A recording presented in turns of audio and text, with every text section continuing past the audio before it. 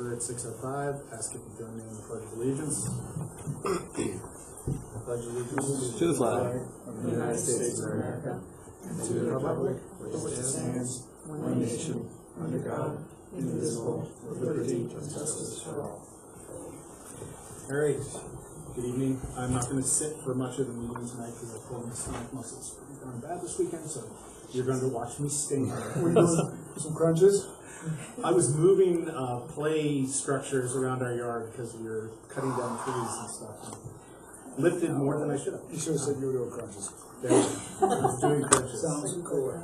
So we have a work session tonight. This is a board meeting, but the focus of the meeting tonight is entirely around having a very open discussion on space needs, where we are currently, what our current situation is, both geographically and physically, and what thoughts are going forward.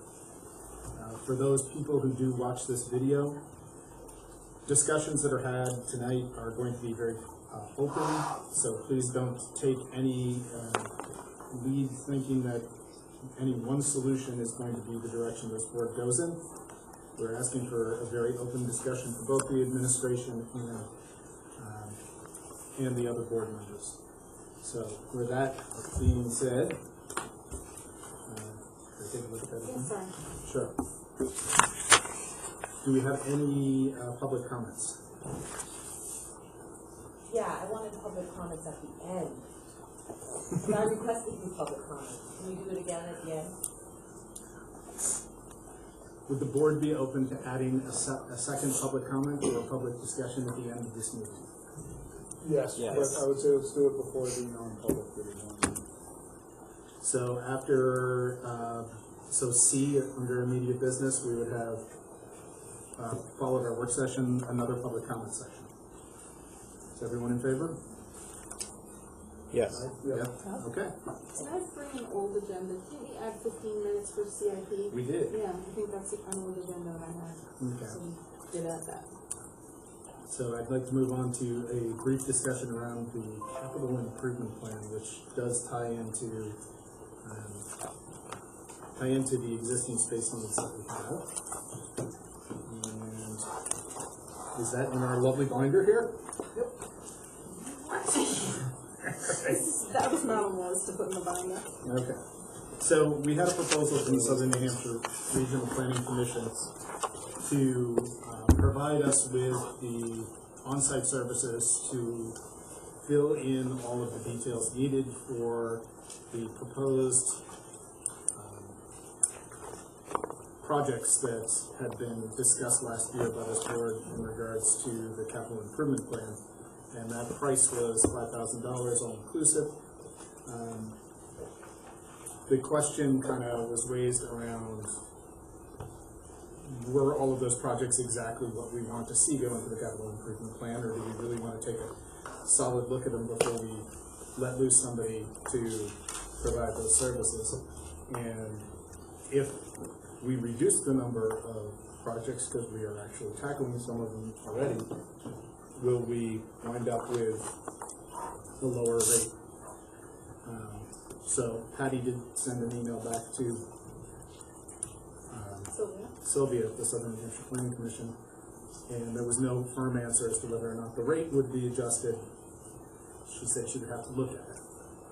But, so the question is, do we want to go through the CIP plan and think about reducing some of those if the outcome is to try to reduce the cost of retaining the Southern New Hampshire Regional Planning Commission, but there's no guarantee that that will happen.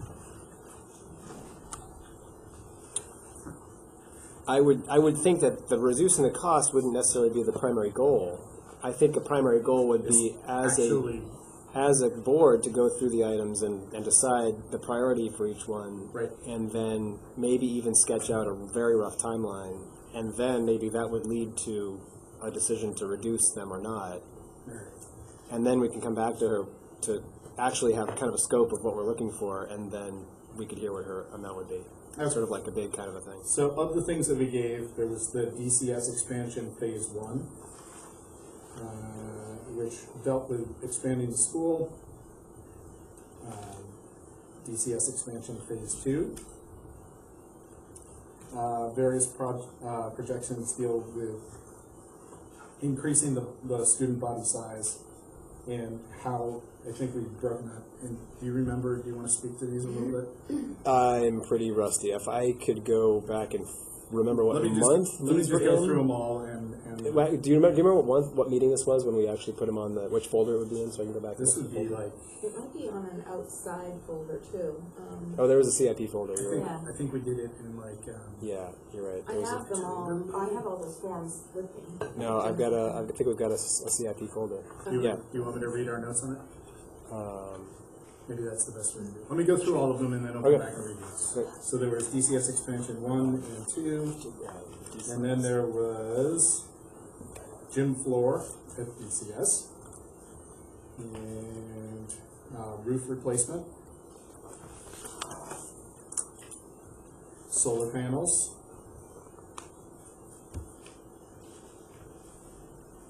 flexible education space,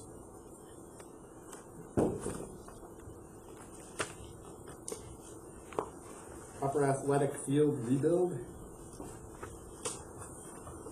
traffic flow redesign,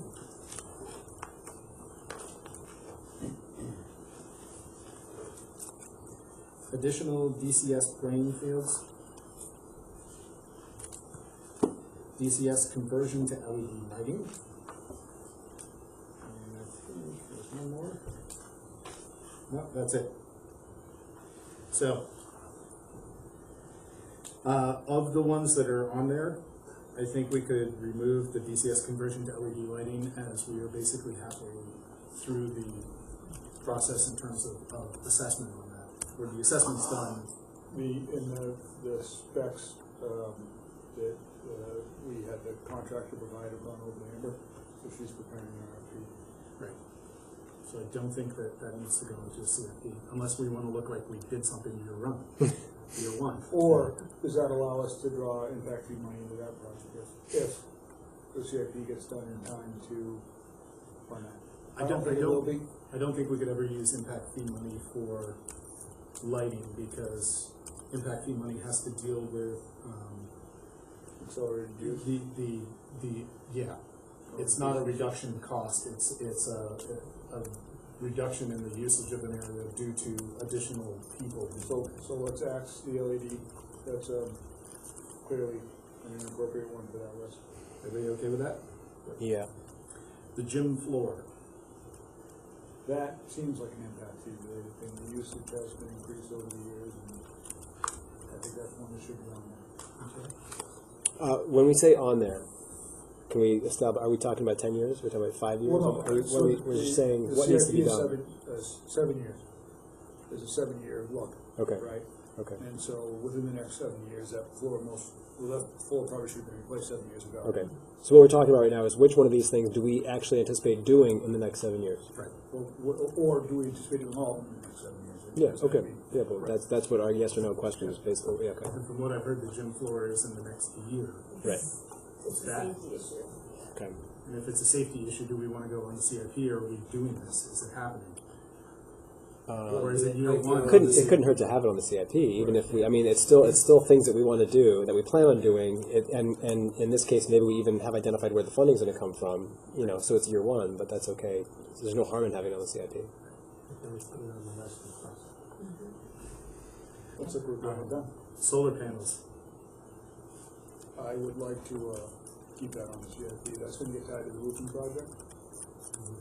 But again, is that an impact fee? No, but CIP is Yeah, not that's just separate. impact fees. It's separate. CIP is everything. Okay, so then I think that should stay within the confines of that. So roofing replacement and solar panels are tied together. And then there are 3 kind of building questions. One of them is expansion number 1, expansion number 2, and I'll read the notes that we put with those. So expansion number 1, expanding the school with more students from the modulars, with more students from the modulars inside the building. safety of these students would be increased. Because there's no plumbing in the modulars, moving those students inside the building would improve service. Modulars are currently costing taxpayers X per year. This money is essentially being thrown away. When these modulars are beyond repair, replacing becomes much more expensive. So that the phase one was looking at how to get the existing students into the structure. Phase two, I think, was the big one. Various projections forecast DCS students, body size increasing to 590, 650 students by 2030, and I think your demographic said before that. Yeah. Fitting these numbers would require more space. If these forecast numbers materialize, maintaining services would require more space. So we were kicking around, did we kick around numbers at all on that? No. We have no idea. To me, these two, they're good to have on the CIP, but they're very generic, they're very broad Yeah. right now in their scope. I don't think it would be something we want Sylvia to tackle right now until we get more details. And narrow, make that more specific. Right. And see, I guess, But I think we have to put it on there to put it on like a backlog to show that Well, we're gonna be working I on mean, it. that could be on the, realistically, it could be 5 years out, and so you're not assigning actual costs right now, or it could be 4 years out, you're trying to figure, we're trying to figure this out, so we're starting some of this work as well. Right. But, to get it into the formal CIP, I think it's important. I mean, that's part of how you start telling the town, this is coming down the pike, and you need to be aware of it. The one concern I would have is that she was very adamant about having a cost structure, like a detailed cost structure attached. There's no way we're gonna have a detailed cost structure in the next couple of months. No, At all. but she can look at, she may potentially look at other school expansion projects and say similar projects in other communities of, adding 40,000 to 50,000 to 70,000, whatever the number is, cost X and X and X and X as comparables. But there's a lot of things you can't put a cost structure to today, but you can forecast it out. I mean, $200 to $300 a square foot is a pretty well accepted number to build. So I mean, there's other ways to get there. So is the thought, keep those on there and let her do the work? Does it make sense having them split up into 1 and 2 versus doing all of it, because it's going to be extra cost? If we're seeing this work being done in 5 years, why split it up into 1 and then 2? It's going to be a whole nother, extra cost to bring all the whatever equipment in the second time, versus just make it a big plan that does all of it in one plan. And does that, I don't know, do we split it up on That's what comes out of the discussions that we're gonna have Right. tonight going forward. Okay. I don't think we So should. keep it as a 1 and 2 right now, but we might change it. But from a planning point of view, which is what that document's supposed to be for, I think we can address the ideas brought up in both of those together. Mhm. And then later on, we can decide on what's phase one, what's phase two. Sure, yeah, But, okay. but if we address all of those topics in there, and I would actually put the traffic redesign Okay, in that bucket too. let's stay on, let's Right, I know. let's stay on built and then we'll go outside. So the last part of the educational space was the flexible educational space, and I think this was in reference to things like the greenhouse that had been designed for behind the school, and whether there's been continued talk of wouldn't it be great to have a middle school shop or just a unique educational space that could be used outside of traditional classrooms, and I think that conversation will happen in more expanse tonight. And we proposed that as a third item on the CIP? It was a separate. Okay. Okay. All right, so is everybody okay with those staying on and just letting her go with those? Does it make sense to just have one overall building expansion addition I think. rather than I trying think to so. split it out and when you don't really know yet? Well, and I mean, for the What sake that of looks what the CIP is trying to determine is the financial impacts coming down the road. And so building expansion is one financial impact. How you integrate you know, flexible space and all that stuff, is still in the same financial impact Right. of adding on to the footprint. Right. So I think you should look at that as one project. And, I mean, like the traffic pattern project, that could be a separate project, because it could net out that you just, they ultimately decide not to go ahead with expanding on the building, but you still need to address the traffic pattern. So you could leave that as a separate kind of project, True. you know, but, I mean, once you get into the bricks and mortar, you're in it. And how you pile them up is, So do we wanna loop it all into one? I think you do the building stuff, my opinion is you do the building stuff as one Okay. larger. I don't wanna spend a ton of time on this, cause we're gonna hire somebody to do it. Right, and I would most certainly, and she can spend 3 times the amount of time on that one aspect. That's a big project if she needs to, Right. you know? Is it Sylvia though that you want doing that work? It feels, I know you can sort of generalize this, you know, this much per square foot, but it's pretty general. I think a lot of to what just- she's gonna be doing is coming back and asking very particular questions. Mhm. What are you here or what are you there? But she's gonna be Consultant. she's gonna be the one compiling it, making it look the way it needs to look. And So- and approving it and getting it approved through the planning board, so there's actually an active CIP in town. Right. So that we are in compliance when we use impact fees. Could we, as part of our request of her, could we, if she needs something, like some piece of information, if it's too vague, then give us a month or 2 weeks notice, we'll get into our next meeting and then we'll discuss and then we'll have an answer for it, Yeah. that kind of a thing where. I also think that by retaining her, we switch the burden to her, Yeah, so that she can spend the time in researching. right. And I think that we will be able to add more details to that project after tonight and after further sessions going on, so it's not as ambiguous as it looks right now, so. Alright, so then there are 2 athletic approaches. The upper athletic field being rebuilt because there are sinkholes. Divots. That you can lose children in. So there's sinkholes, and then looking at additional playing fields, because The town does one. that space is suitable for baseball and not much else. I think those can stay. I mean, those are viable. Everybody good with those? Sure. And then traffic flow redesign. Yes. It might be really nice to have somebody else come. Is there anything else anybody would like to see on the CIP then? I think that is a great start, and we can add more. I mean, realistically, once the CIP is live, it should be updated annually. Right. So we should be adding every year. You should be looking at those projects that are going to be 7 years out and trying to keep them in the backside of it. So if that is Did you want the paving on here? the parking lot, I feel like we're gonna deal with that. Maybe, do we I don't think that needs to be. That's do we not- wanna, I feel like we're gonna get into that parking lot in the next couple of months. Like a decision. Yeah, we already started that motion.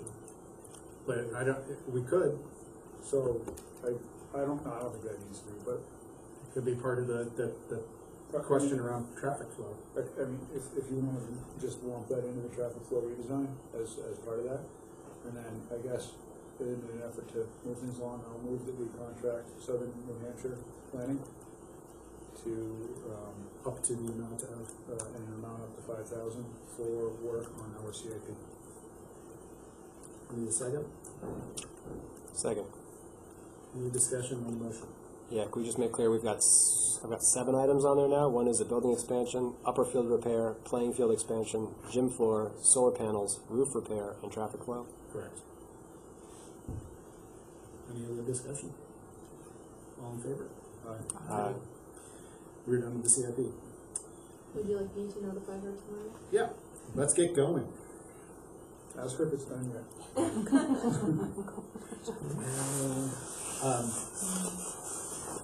All right, so we are now moving into the work session part of our meeting. We have lovely binders that are done up for us.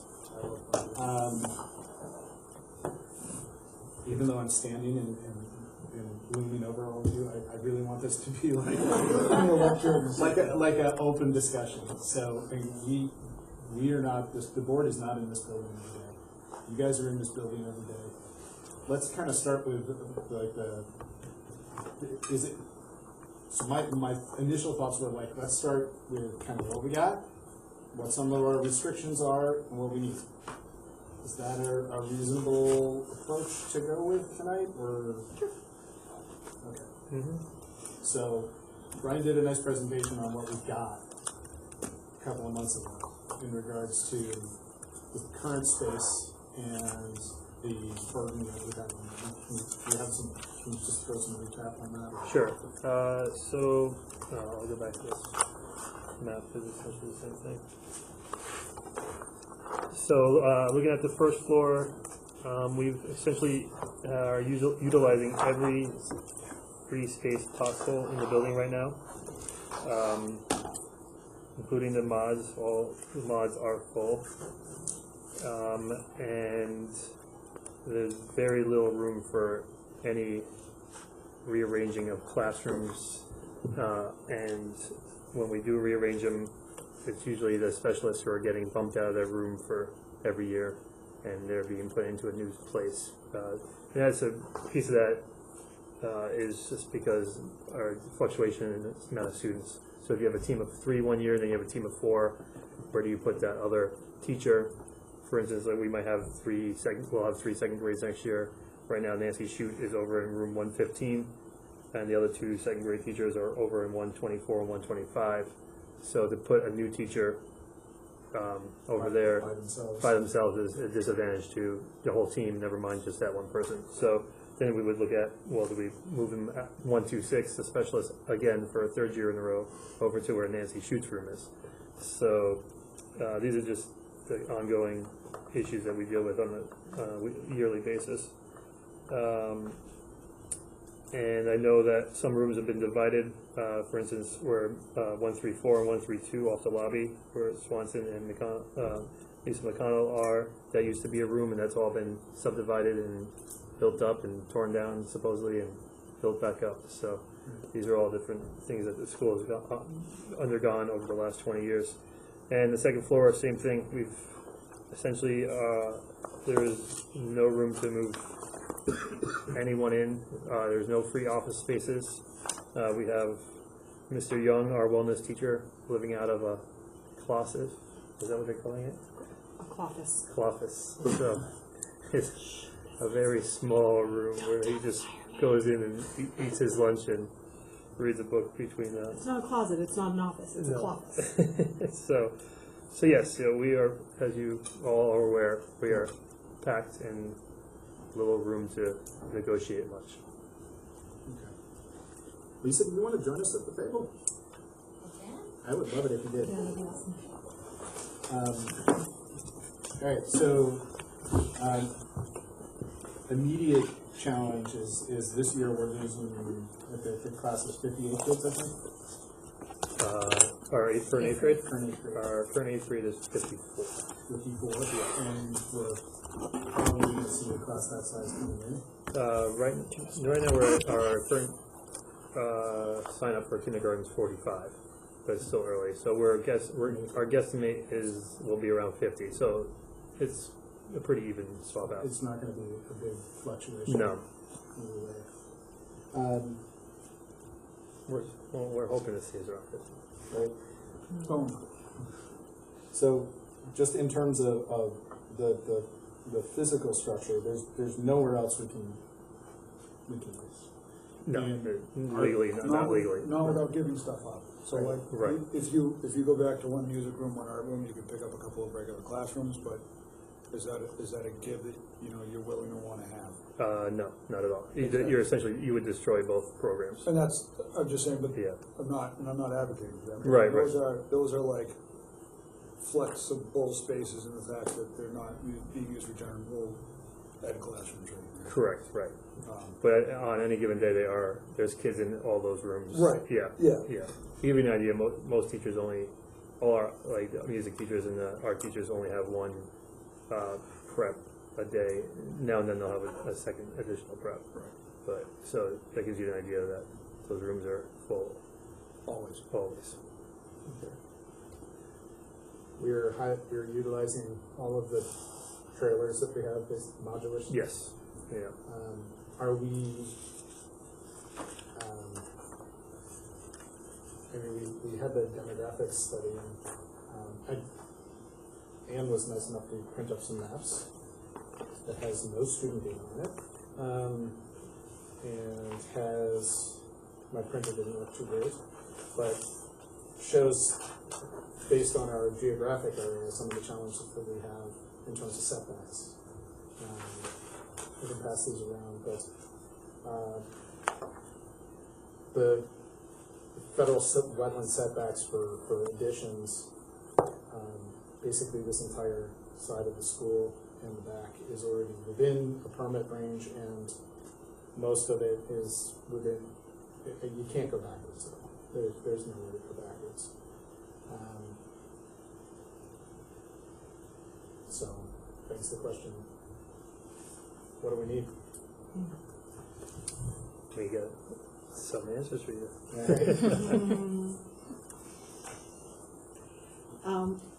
Well, we need to get those 4 classrooms out of the mod, back into the building, obviously, right? And if we're looking at, what we're looking for in terms of a middle school wing or a middle school building, So yeah, I guess, yeah, sorry. Okay. So I know that the one of the questions was posed from the board was, you know, what, do we want a separate building? Do we want a whole new middle school?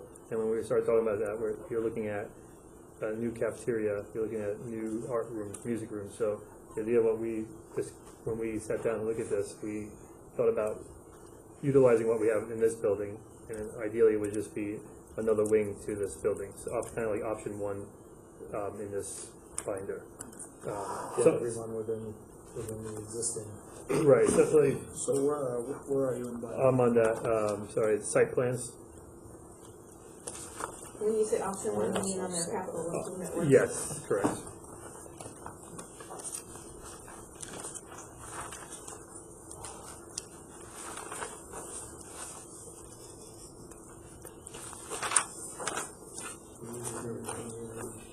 So when we sat down, this is essentially what we didn't even have this in front of us, so it's kind of nice that this is here.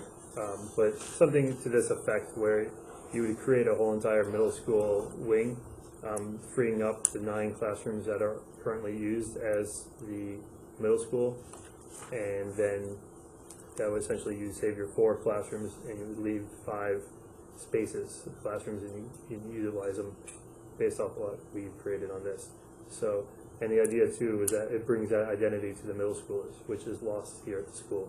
So it's, you know, it's essentially a separate building with, you know, however you enter it and exit it, but you do have a new identity with something up to this effect, and it's something that kids go into, but they also come back into this building for their art and their PE and their music, so they're still connected to this school, but they also have their own identity over there. So Nate and I were walking around earlier, Mm-hmm. and this is along the lines of what I was thinking, but can the cafeteria handle a school of 750 kids? And I'm just saying, whatever the high number might be, but is there enough, is the capacity for the cafeteria there to be able to handle that? And is the capacity for the existing infrastructure that you want to be able to reuse there to be able to do that as well? Yeah, if you built some, if this was an option, say like this was ideally what you get, Yeah.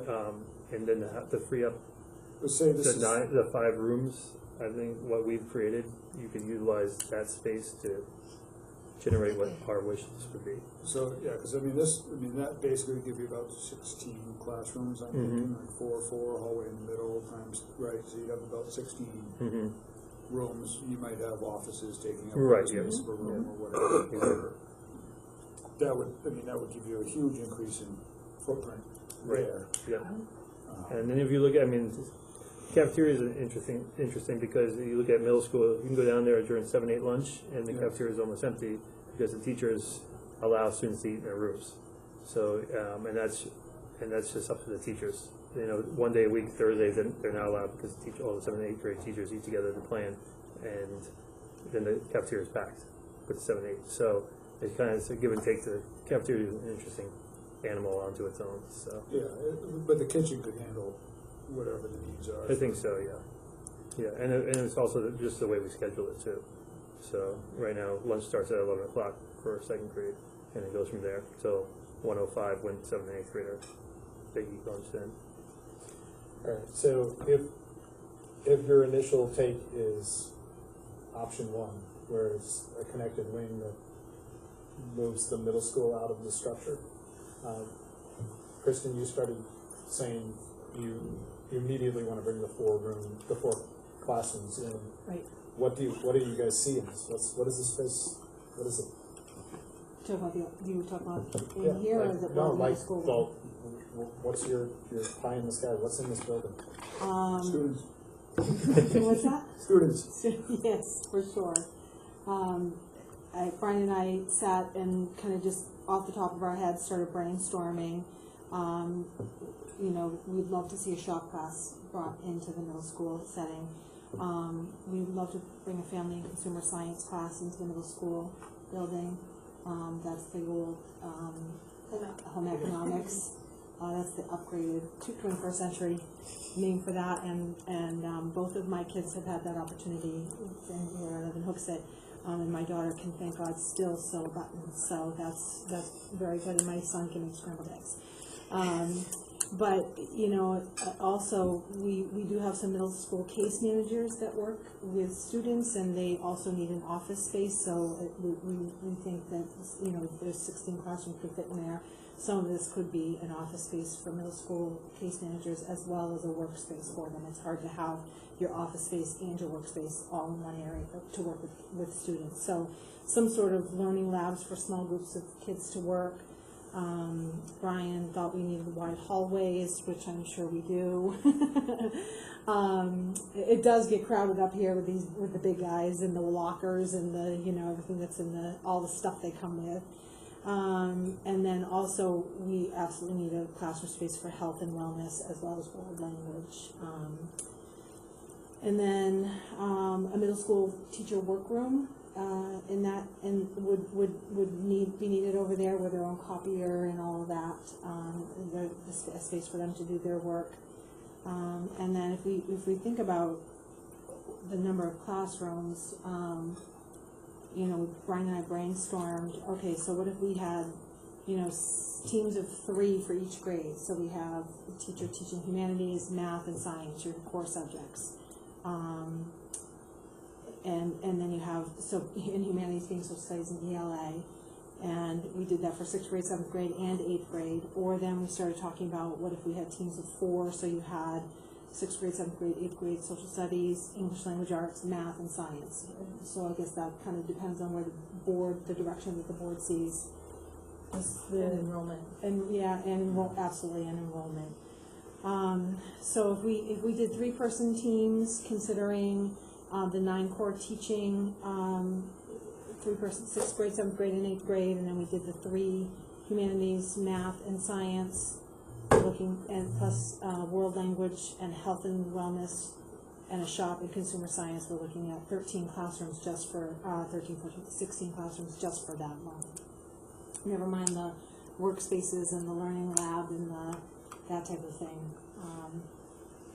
And that, I don't know if that, well, I mean, we have, so 9 of the classrooms in the current structure would free up. And you Right. have 13 over there. So you'd be gaining 4 with the middle school and providing a ton of room for the elementary. You'd be able to organize your elementary school a lot better and have a 1st grade and a 2nd grade, Right. hallway basically, and the 3rd grade. Exactly. And you don't have to worry, you know, if there's a room down, you know, you can maneuver it to work out, and if they don't need it that year, then they use it for another reason, you know, you repurpose that room. But if all of a sudden we have a huge influx of kindergartners and we have 75, 80 kindergartners, you still have that space So, to work with.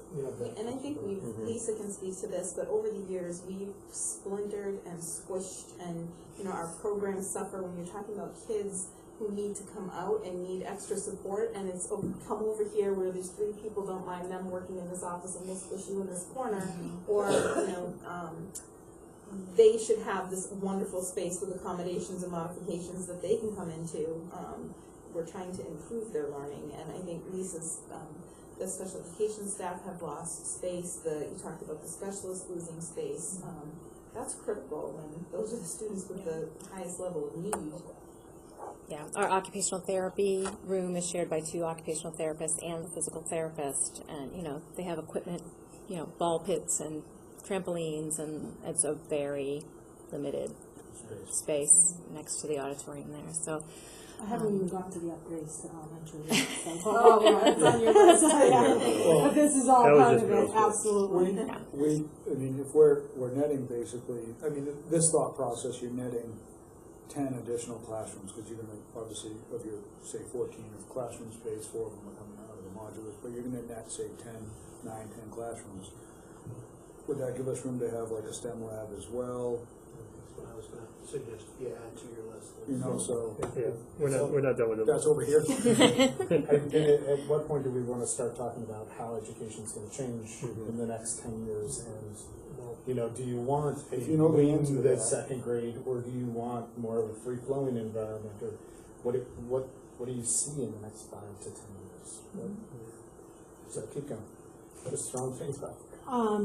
Yeah, so elementary upgrades, along with what Lisa is saying and Patty's talking about, is that we do need some learning lab area for small group work, even a mindfulness room of some type where kids can go, and right now it's Brian's office, where kids are de-escalating, and there's nowhere else to go, or the small office across from Tricia's desk, and fortunately they de-escalate pretty quickly, but it's not without, if there was a space that we could go and they could take their time that they need to get back on track.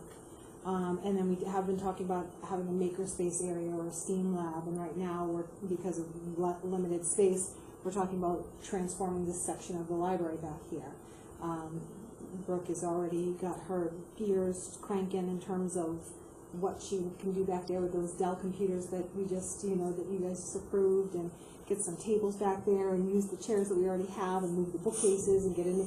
So you figure out what you can in the space that you have, but if we had that open space, we could certainly turn one of those free classrooms into some sort of STEAM lab where we have a teacher that that's all they would do all day, is teachers would bring their students into the classroom for that science, technology, engineering, math connection which is embedded in the curriculum. So we could make one of those classrooms a space like that.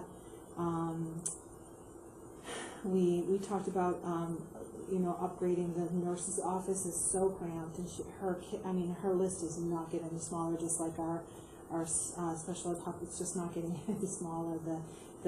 She has only got room for 1 bed. She's technically out of compliance. It would be nice to have a handicap accessible bathroom for her, and then maybe some cafeteria upgrades.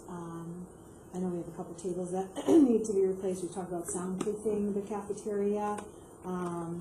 So those are some things that we have in mind for the elementary upgrades. And like I said, right now we're moving forward with some sort of, with an idea of a STEM lab, because that's the vision that we have. But certainly if a classroom space opened up, we would be able to have a whole new direction in terms of that idea. Anything else that you think about? No. Lisa? No, I don't think so.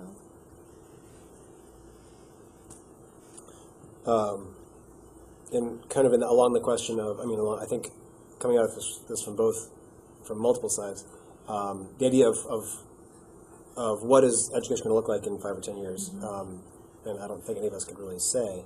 And on top of that, how many students are we talking about in 5 or 10 years? We don't really know. So there's a lot of uncertainty during this. And so I guess as we go forward, starting down this path, this vision that we're trying to put together here, I think ideally would include obviously a lot of flexibility, because we don't know what's coming at us. And so how do we start to make some plans or something with that built-in flexibility, in that you kind of alluded to some rooms that could have different purposes. How big, if our student body gets much larger, can they fit in our lunch? It sounds like you've got a full cafeteria from 11 to 1, and so you can't add an extra lunch. You're not going to have a 10:15 lunch, I don't think. You're not going to have a 2 p.m. lunch, and so, I mean, if we get much larger, anyway, these are the kinds of things I'm thinking. So then, my question is, I've been to various schools, and I've seen one of the things that really caught my eye at one school I went to was the idea that they made. It was a high school, and typically I hear about, or my experience in high school was that there was the science wing, and there was the English wing, and there was the social studies wing. But what this high school was able to do, they put the math teacher next to the social studies teacher, and they had a wall that was effectively retractable.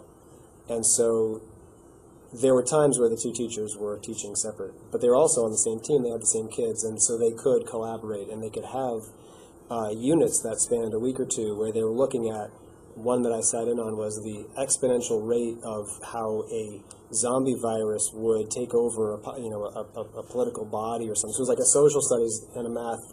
It was a really cool example of a unit that really tied a lot of interesting things together to this kind of real world, I mean, not real zombies, but it was very cool. And I guess my point is keeping that kind of idea in mind where whether it's retractable walls or something, but something as we start to go down this path where we don't know what education looks like, we want more collaboration, we want more of this sort of team approach. How can we facilitate a building that will encourage that? Is kind of what, if that's what we want our education to be, then maybe some of the things we want to try to foresee and think about ahead of time would be helpful in getting us towards that. A lot of that, I think, goes into the final design. Like to me, that becomes part of that kind of design regardless. Is some of those classrooms have flexible walls for that purpose. Right. And I'm sure there's many other things out there that I can't think of right now, but I guess that's my question, is how can we think about all the different possible ways that we could be flexible in going forward? When, are we going to have the ideas, or at some point we bring in some sort of a... The engineering comes in, Okay. and part of that, this is, depending on how if you proceed with a project, is it design build, and then part of that design criteria, they're going to present you with this is what we think. Okay. And then you start looking at that, and then maybe it's a little tweak here, it's a little tweak here, it's this stuff, but the companies, the architects who would be designing this space conceivably design schools and have designed more than one, so they can go in and go, this is what we've seen, this is what works, this is what we think is a great idea might be the worst idea in the world. Right. But as much as we can, we want to be thinking about this with a vision, and we want to say that all these parties and all these, how do we get them all towards this one? Here's what we try to predict 10 years out. We want. That's what we want to be telling the architectural company, whoever it is. This is what our vision is. Help us achieve it. It sounds like, from the administration's perspective, having a middle school wing is an ideal scenario for them. But not having a separate school. And I agree with a lot of the points that have been brought up in regards to that. Yeah. Go ahead, this is an open discussion, nobody needs to raise their hand. Kristen can obviously speak to this, but she was just telling me about, there's something Harvard's doing this summer on a school design. That would be, I don't know if you have any details, but that's something we could look into. I think we need to pursue that kind of stuff. Right. And I think we need to find out where these the newest schools are, that have been built, and start doing some visits too, just to get ideas like you just talked about. Yeah. Or even like the competency-based education thing, where you have multi-level teaching, where the grades are less relevant to the individual students than their individual competency in each point. How do you build to that? What kind of space do you need for that? What does that look like? And is that easier to do in a middle school environment where you're intermixing the kids on every 45 minutes anyway, so they have a different flow to their day as opposed to that elementary environment. Right, and that's something we can't do right now. We don't have 3 separate teams. You could design 3 teams that have overlapping So they all have math at the same time, and they all, right now we can't do that. So your flexibility is restricted by. Stifled by space. Yes, correct. Yes. Because we don't have, we only have essentially 2 teams in middle school. We have a 7-8 team and we have a 6th grade team. And that was part of the NELMS report too, I believe, Yeah. wasn't it, about the having identity as a team? Right. And having Things 3 like different that. teams. And you do allow for that, because you can just say, all right, we're teaching math, all 3 grade levels are teaching math at this time, and if you're looking at competency based, and well, maybe this kid can go up and this kid can come down, and you allow for that freedom to maneuver around those things. Cool. But we can't do that currently. That sounds great, but given the space, can that then be, I mean, that sounds like a mammoth undertaking to try to figure out, there's a lot, suddenly you've created 200 moving pieces in your schedule. You're not moving them in blocks of, say, 25 anymore, now you're moving them in 300 or 200 moving, is that? We're just aiming high. We're just, who Throw knows? it on the table. Yeah. Yeah, I mean, No I big. think Is it doable? scheduling wise, yeah, it's doable. What would there be to schedule? You're not scheduling, you're tracking. You're tracking individual student progress. And you may need to set up certain instruction, but I don't think it's as big of a logistical issue as Just that it could change from, I mean, it could change from subject to subject, it could change 5 times throughout the course of the year, right? I mean, it could be. Right, but what you're talking about, if we get to that point where we can do individualized learning, you're having less of that structured, I'm gonna learn math for 45 minutes and then the bell rings, I'm gonna go sit. It's done away with. You're gonna have that initial instruction period where they're gonna lay out the competency and say, this is what you're gonna work on now. And after that, until they move on to the next competency, you're gonna have check-in periods. So your requisite for each individual student is maybe less, maybe more as they go. But you're not going to have, or not going to have that 45 minutes every day. It might be 45 minutes or an hour to start, and then half an hour to check in. How are you doing? Boom, boom, boom. But that's another rabbit hole. Yes. One thing, a couple things I wanted to add. I think you should also keep in mind other elements. We had talked about having an additional cafeteria / meetings. I have an idea for that. Generic meeting space where you can pull that school together. The other thing too that would be nice to have, it may not be possible in the square footage we have, but an actual auditorium space would be another nice to have, where we could have a bit more developed or a bit more focused on town meetings or plays and things of that nature. But again, I don't know if that is going to be possible in that footprint at this time. So, But keep in mind, Yeah, I'll put it down. if we shoehorn it in a closet somewhere. so I'm hearing, we're kind of doing and I was excited and I expected to hear like, this is the pie in the sky, this is everything we want, throw it on the table. The reality is, we're gonna probably have to have some sort of a balance because the costs associated with it are going to be challenging. So I think a good starting point, all of the things that you guys talked about, if you can start a spreadsheet or you probably already have a list or something, we should get a sense of where similar projects have taken place in the state and what the costs associated with things like that are. The only one that I'm really familiar with is Auburn, which is a similar sized community to us. A couple of years ago, they were in the same kind of space challenges that we were in. Bunch of modulars sitting out back. They came with a proposal and had to scale the proposal way back.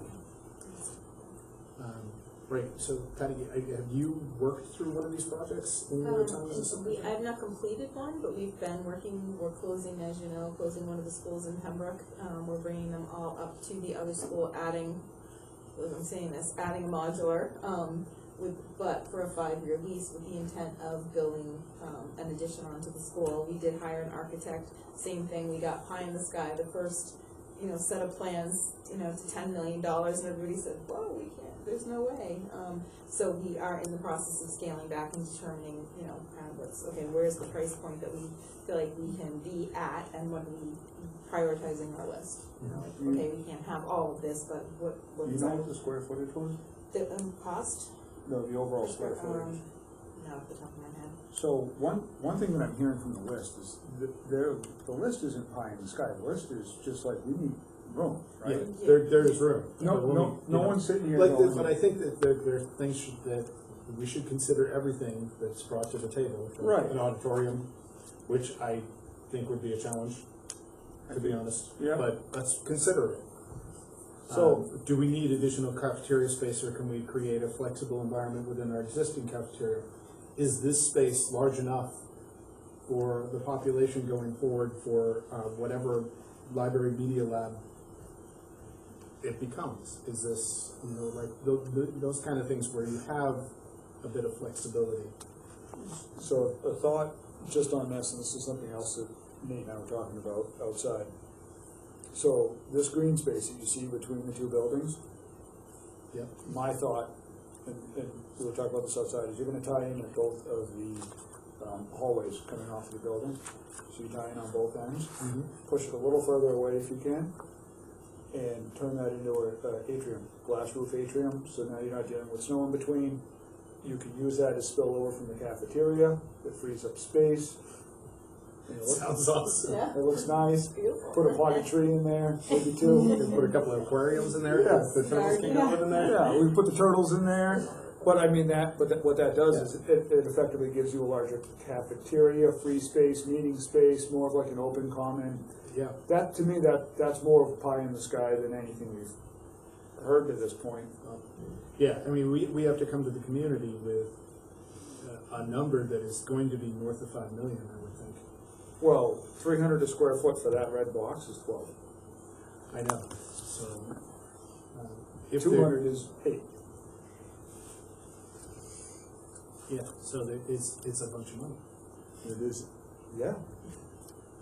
Now, the flip side of that is if you take a $10 million bond and throw it out over 20 years, I mean, you're gonna feel it, but it's not like, It's not gonna kill you. it's not gonna kill you.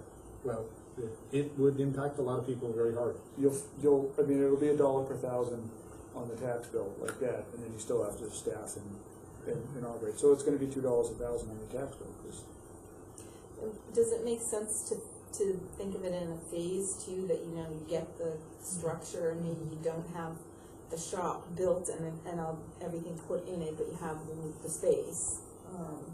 I think more if you're gonna take out the fixtures and stuff are the smallest part of the equation, right? So I mean, I think if you're gonna have a bond, for $8 million, have a bond for $9 million and have it completely and utterly done at the end of it. Because the $1 million out of that 20 years of bond is nothing. It's the 10 that led up to it. The other thing about doing that, and think about, I'm sure we've all gone through it, we've had that space, good intentions about the empty space in our own house, and Right. I'm gonna put a shop there, I'm gonna put a garage there, or whatever, and it gets filled with other Stuff. things.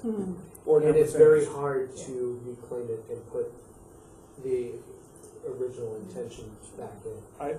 So, I see like science rooms with full like science labs, like high school style labs. I Like see. the nice soapstone counters? Yeah. Well, with the gas jets. Yeah. I mean, but to a certain extent, like if you're going to create the space and you're going to try to differentiate it as a middle school, make it more like the high school environment that we're preparing them for, because we are preparing our kids for a pretty drastic leap when we send them from here to Concord, and maybe change their bubble a little bit so it's a more of a indicative of where they're headed. I agree. Can I call a quick timeout and ask a very serious question? Are we getting pizza or are we not getting pizza? Could we find somebody that was open? Cooper Hill is open. Would they deliver down here? They Yeah, have they do come here to on a daily basis. Peters was supposed to be okay. Is it, would someone like to take on ordering a couple of pizzas? I feel like we could easily be going for another hour and a half here. Or do you feel like we're gonna wrap this up?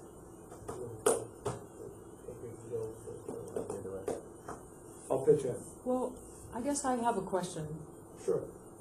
before you say we're gonna go for another hour and a half, and that is, do we need more information before we talk about another hour and a half? Like, I'm wondering, Like cheese and pepperoni, or? yes. No, I guess what I'm wondering is, do we need to know more about a couple of things? One is what is out there, and maybe not just in the state of New Hampshire, but what is out there, other places that are beginning to think about learning, as Ken was describing learning. And the only reason I'm saying that is because I feel like I'm already hearing that, well, this is a brainstorming session, and usually, like in a working session brainstorming, that's not where you want to limit yourself. Like, you don't want to start limiting yourself at the very beginning. This is the place, in my experience, where you just want to, like, let it rip, and not to, like, scare people about, oh my gosh, they're going to spend millions of dollars. But that's how you come to the feasible reality. If you start limiting yourself in this phase, you'll end up with vanilla ice cream, you know, for the final product. And I happened to stumble upon a video that I showed in the course of one of my classes. It's a small rural town called Eminence, Kentucky. The population is 2,500 people. They ended up, because what they did is they sold an idea. Like, they said, listen, our students deserve to have a 21st century learning experience. They raised $6 million through tax revenue. Like, it was a nickel tax initiative. And I haven't really seen how the math played out on that. And they built a 30,000 square foot ed hub, which is, when you see it, is they have a little video. That's the video I was talking about that I wanted to send you guys and get a chance to send you. Is it a long play? No. So we could just put it up and watch it right now. Sure. This is It's where 4 we start minutes. everything out. 4 minutes. I think we have 4 minutes in this meeting. Yeah. If you want to pull it up, I'm happy to. That'd be great. What should we? So do you hear us restricting ourselves? I know that I've kind of restricted myself a little bit. Yes. Okay. Yeah, and I'm not trying to be like critical. I'm only just saying Right. that in my Brainstorming understanding, is like when you start a kind of a charrette, you know, where you're going like, all right, here we go. Right. You want to look at what are the educational, you know, kind of like goals and values that you want to meet, and then you kind of match what you can design and build around that to meet that. And the other thing too is that if we got people excited about, I mean, this, in our town, this is the space. This is where, this is the hub. This is where it all happens, right here. So if we can bill it as, man, this is really gonna be something for all of us, you know, that might be a way to go at it. Continuing ed space that can be I was gonna say leveraged. adult learning that could happen too at night. Yeah, I agree with you. I do feel an obligation to keep in my mind the balance of cost. Always. Always. I mean, that, I think that always has to be the balance. But in the beginning, I think that you have to, if you start limiting, I worry that if you begin to limit yourself in the very beginning, then you may not end up where you could be. Right. I will keep my mouth shut. Debbie Downer. But we entirely avoided the pizza question. I think Jim needs a pizza. No, I don't need it. I just don't want to hear it in like an hour and a half when everybody's like, I'm dying here. So then, do you see the next hour? Maybe your question is, what are we using the next hour for? Are we then brainstorming what function this building could then serve in the community? And I mean, we're opening it up to a larger question than just what our kids are doing. It's In which case we should have a six-pack instead of pizza. Wow, you found it. They do? I heard that. Oh my gosh, do you hear everything we say? Yes. if that's the case, if we've got a goal for the next hour and a half, then we also have a non-public. Is that right? We do have a brief number. A brief non-public. Okay. And I'm not trying to stop us from talking longer or eating. I just was just trying to identify Why don't we what play needs to that happen and in hour and a half. Well, Tim, what about your pizza? Well, what about your pizza? Large So we got cheese, large cheese. pepperoni, large Barbecue barbecue chicken. Yeah, no. That's a lot of pizza. Thank you. Ken, you want money? I'll start the video now. We'll talk. So, Sorry, go ahead. well, so to Gigi's point, I do completely agree. I guess my thought process, with the flip side of that, I guess what I'm thinking is you need to figure out what kind of box you can have, and then what you're gonna stuff inside the box afterwards. So, It might be round. might be a hat box. I like the phrenologists like octagons, so. So how did you find this video? And maybe that's where we need to start. Is how do we find more ideas? To your point, I think it's a good point. How do we find more ideas first before we start closing ourselves into a box? That's what I was wondering. And literally, I had been researching. I had been researching progressive education because I teach an intro to education class, and I wanted to. I literally stumbled upon this video. But I think that there are other places. Have you guys ever watched Most Likely to Succeed? Yeah. Okay. Okay, great. So, that is the idea of, here's the type of education that we can, that's a path that we could go down. What do we, what kind of structure do we need to support that? That was awesome. So, to entirely. be the devil's, not necessarily the devil's advocate, but we're on this competency-based education mindset. Is that the best path to go down? Because if you're now talking about building your box around the theory, then you need to commit to the theory more so than anything else. And so, is that the absolute best course of action, or is there another? Is that where we're going? Yeah. I mean, it's where we are. Is that where we're staying? It's education. The pendulum's going to swing eventually. Yeah. So it always does. So tell me, I don't think I understood what you're saying. So if we've, my mentality was you have a box, you figure out what you can put in the box, right? Yep. So if you say, okay, well, forget about the box, what do you want to have, and you can build a box around it. Right. Part of that is educationally, is competency-based education, that's what we currently have? Is that the way is that the future of education here? Is it competency-based, or is it different again? So in my mind, competencies are really about it's about looking at skills. So it doesn't really. I don't think the competency. And maybe. I guess to me, in its utopian form, competencies are the kids moving and banding individually based upon their level of competency in any given subject, and it's different from subject matter to subject matter, and lesson to lesson, and how they flow. And so that's a very different model than just saying we grade using competencies, which is realistically our competency-based education is more we grade using competencies than it is that utopian competency ed where the kids are moving in and out, and I think that's a much harder thing to achieve because you're individualizing your lesson plans and you're differentiating learning, you're doing a lot of different things that I don't know if our model, I'm not a teacher, so you can tell me to shut up at any point. You're on the right track. But I don't know if our model fully supports that, or how you build your model to fully support that. And that's something I've struggled with for the last, say, 4 years realistically on the board, is how do we get, if we're going there, how do we get there? Like, what's that?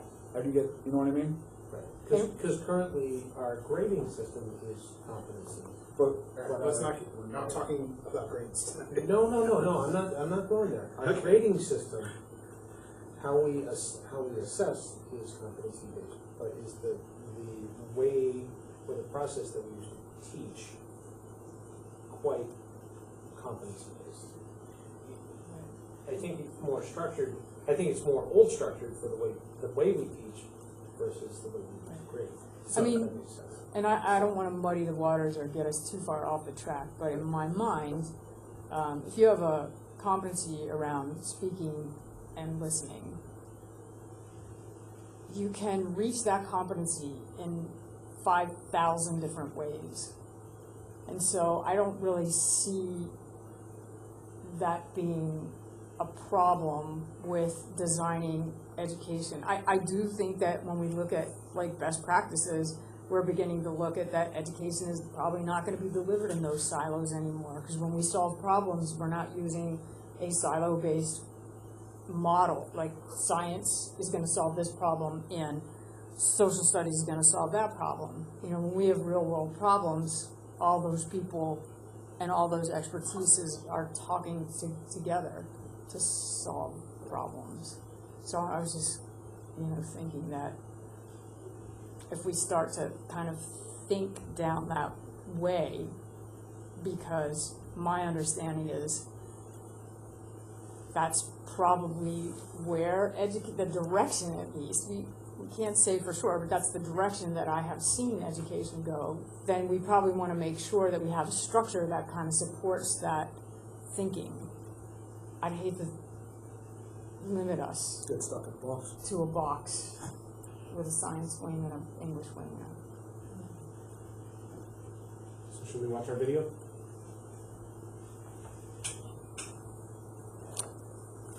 I don't know if I can get the camera over there. Oh, maybe. Oh, nice. Look at that. Look at that.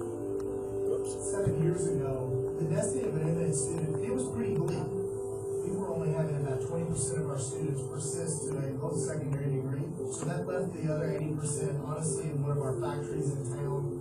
Our school was run down, enrollment was declining, our test scores had dropped. We needed to do something drastic in order to transform the school, which really ended up transforming the town.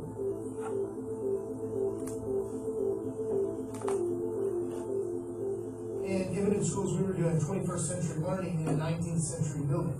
It was really paramount that we create a facility that matched our philosophy.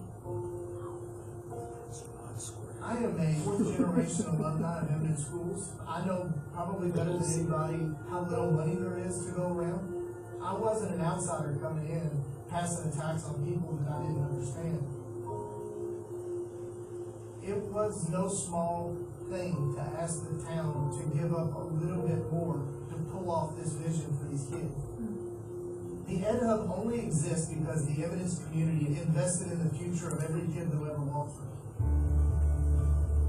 They were willing to invest in us to pull off something unbelievable. Yes. They see what's happening with their kids. They see the excitement and the skill set they're beginning to come home with.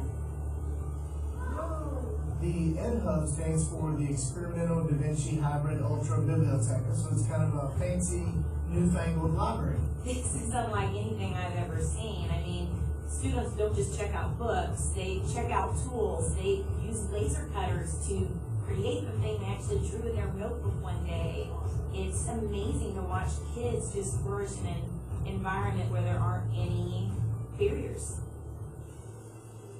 The Ed Hub was designed to be the new heart of the school. We literally took the traditional hallway space, the same amount of square footage, and just made it a circular building so that all the rooms flow around the center of that space, the core, where all students, kindergarten through 12th grade, could use and utilize. One more Dropbox simultaneous, go. This building has about 30,000 square feet. It has 8 maker labs. They range from robotics to bio lab to a design thinking lab. It has a TV studio lab. And then it has a traditional power tool lab.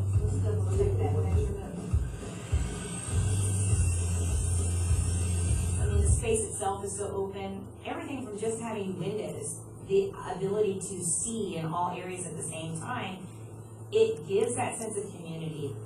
We want it to be 100% functional. Lots of the walls are movable, magnet, and lightable surfaces. 1830 divided by 2.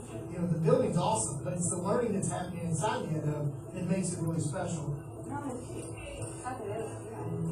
It's transformed learning because of the collaboration skills that they learn through building, creating, designing, constructing, all the skills that you would use in the workplace. We want them to feel like they're working in Silicon Valley or at a startup company.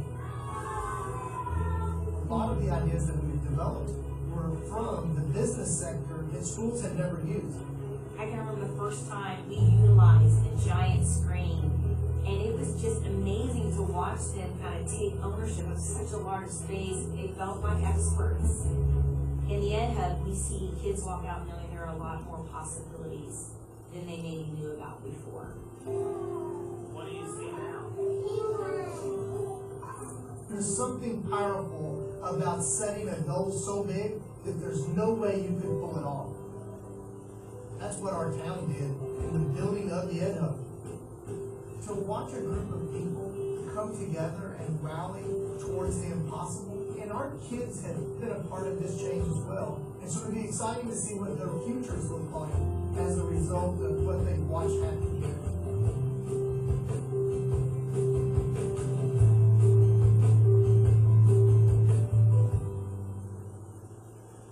Physical space. There's an article that goes with it. I can send that to you. So 2 years ago, Fidelity spent a big chunk of money on renovating spaces within its facilities down in Boston, but also in Merrimack and other call centers around the country in similar fashion to that Ed Hub. There are collaboration spaces where you can go and have individual spaces where you can meet, one-on-one, but you also have spaces where you can literally pull down a see-through garage door and all of a sudden you've got an enclosed conference room. And there's several things. I wonder if we should arrange a food truck. To Kentucky? To Kentucky? No. See, down to Merrimack. Kentucky is a Because cool it would be, thing. well, there's one in Covington too, but Summer come I over. mean, I wouldn't mind going to visiting that school. Yeah. I think so. But just to get a real life example to show how it all works, it wouldn't be a bad idea. Plus, there's a good brewery right around the corner. But so that is, like they said, they drew from business. Business is definitely sort of. So having that kind of collaborative space, like, we can, if we go down, but again, how do you, that goes to the mindset is, what's education here look like, and does education here, can education here utilize it, or how do we change the way we educate to utilize whatever?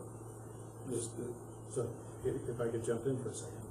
That question's been asked a couple of times, and I have not heard from people who do it. So. I mean, I think it comes along with, like, if you build it, they're going to use it. If you're given the opportunity to these staff members to try something new and giving them the tools, they're going to take advantage of it. We have a new science teacher, and I asked the kids, I'm like, how do you like science this year? And they absolutely love it, because she's taking the science in a little bit of a different direction, similar to what you were talking about before. They're introduced to a topic, and then from there they have to go off and do their own little side projects and all those things. So if given the opportunity, our teachers are going to run with it. I mean, it's already in the community. It's already built into. It's ingrained in what it already goes on in this building. So I mean, if you look at it, we have smart boards in this building that people still don't have smart boards. I mean, it's kind of funny, and for us to use a smart board is nothing. So like with Brooke wanting to do a STEM lab over here, you know, if we would provide her that space, she's gonna run with it, and she's so giddy about it. She's so happy and excited. So I think if you provide it, they're gonna take advantage of it and do whatever they can do with it. So I guess what's the we have talented teachers, we have talented administration. What do you guys see? Where do you want it to go? I mean, something like that is amazing. I mean, and it's a lot of work. And again, they're redefining what education is because a new space is available to them. Right now, it's hard to sometimes think that way because we are in a little, like the 6th grade team, they do a lot of work together, but they're limited to their three rooms. Every week the 6th grade team gets together and they have a giant community meeting. But you're fitting in, depending on the grade level, that year, 45 to 60 kids. But when that rolls up to 70 kids in 2 years, they're not going to be able to fit 70 kids in that room. So now you're limiting what they can do as a group. So that's the problem around it. So it's sometimes hard to imagine, but what they're doing already is that they're doing things like that, but they're in the confines of that small space. So like, I'm hearing a lot about meeting spaces and assembly space and flexible meeting space, right, and adjustable based on what the individual group has. I think the flexible space is huge. And like you said, maybe there's walls, breakaway walls or divided walls that can be moved. But I think that's the most important thing, is that we do have collaborative learning labs, common areas, whatever you want to call them, for classes to be able to get together, move around, do different things every day. It's not always sitting in the desks and rows in a square classroom. And I think a piece of that comes back to the teaming too. Like right now the 6th grade team, because there's only 3 teachers, they have a lot more freedom compared to the 7-8 team. So they're able to take on bigger risks, you could say, with their projects. And for the 7-8 team, you have 5 people working together compared to 3, and they're able to adjust their schedule. So if Kira is doing a big science project that she says, I need an extra 20 minutes, the other 2 teachers are like, all right, we got the extra 20 minutes. For the 7-8 grouping, you can't do that because you're locked in. They have world language. Everything is so confined. Just like the room, everything's blocked out, and you have no freedom for that flexibility. So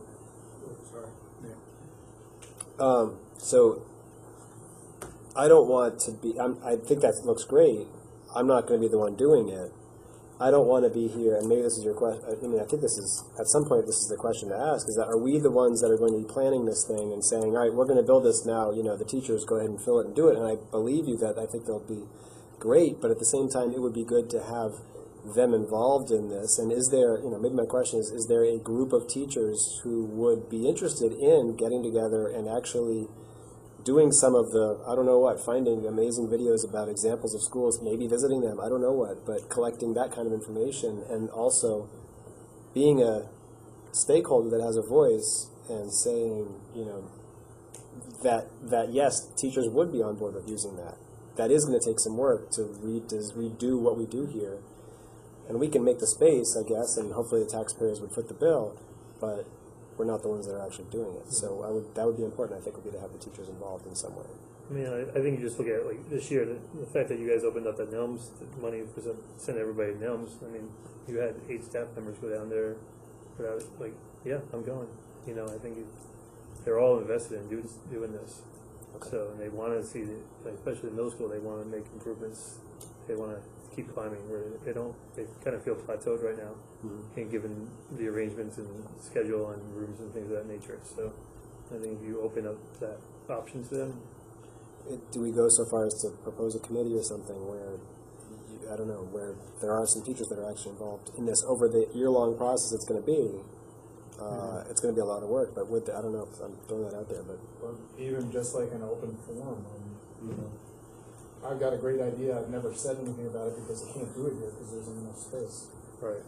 And you know, I think we gotta keep in mind that if and the kind of consensus nobody's pushed back against at this point is that the middle school would move to a different structure, to an attached structure.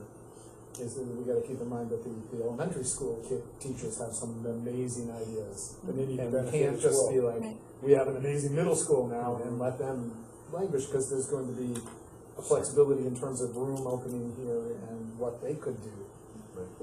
So it's a holistic approach. As important as the middle school side is, okay, now that you've created that breathing room on the other side of the building, how do you?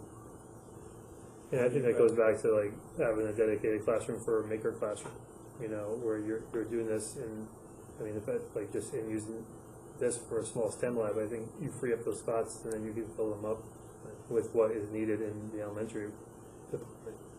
The one thing that jumped at me in that video was they said this is for K through 12. And I think that whatever we do, we should keep in mind, and maybe not even, we should think bigger than that. Like, this should be K through adult education. And make it, you know, just keep in mind that we're going to be asking a lot of the community, and that we should be providing something that is meaningful and useful with a primary purpose, but the flexibility to have secondary purposes. I think it'd be good to ask, where are those times in the day or the week or the year where they do bump into space constraints? You know, we've got the play going on in the gym, so does that mean that the 2 PE teachers have to adjust their lesson for the day because there's equipment on the gym floor? Or we have a visiting author coming and they're going to be using the library to do a presentation, which means none of the other classes can come in and select books while the visiting author is here. So where are those times every day, every week, every month, every year where there's that bump up against a space limitation? And I bet every teacher has 2 or 3 or 4 examples that they could provide. You know, I'd like to do a whole 6th grade team meeting, but where can we go? And put us all together in one space where we're not doing this.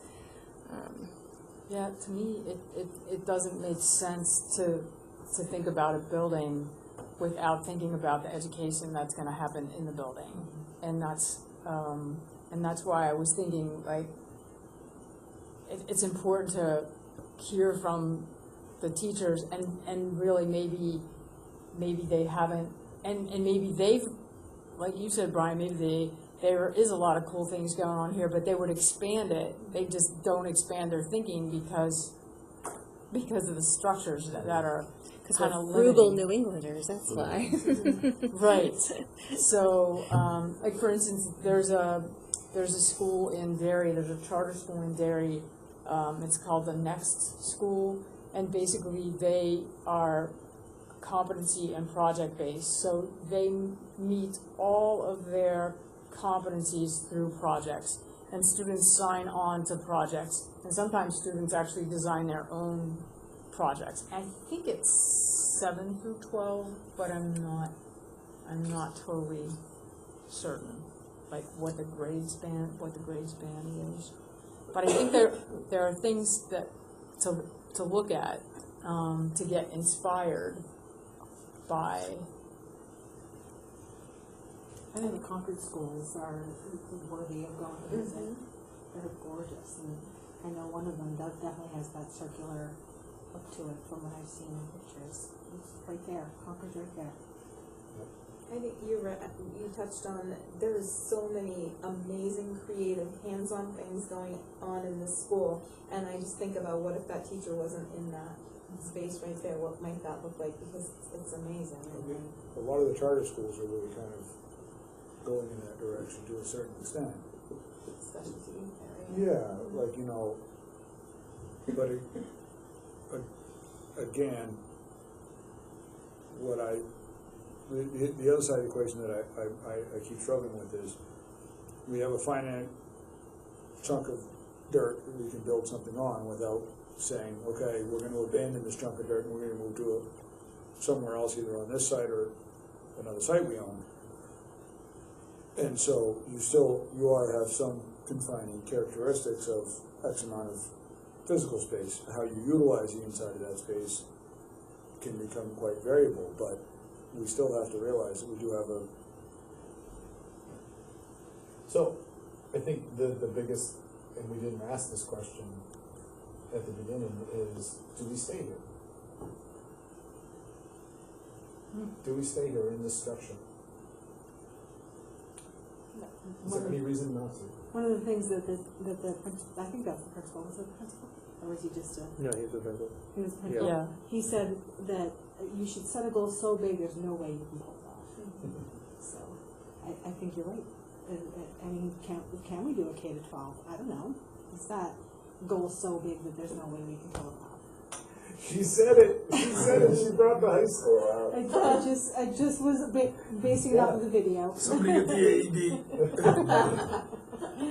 So the community has struggled with that question for 40 or 50 years. I know. And enthusiastically too. voted down high schools in the past. But you make a good question, because that thought went through my head 20 seconds before you gave voice to it, is this building, if we add on to this building, can we make the entire structure what we want? Cohesive.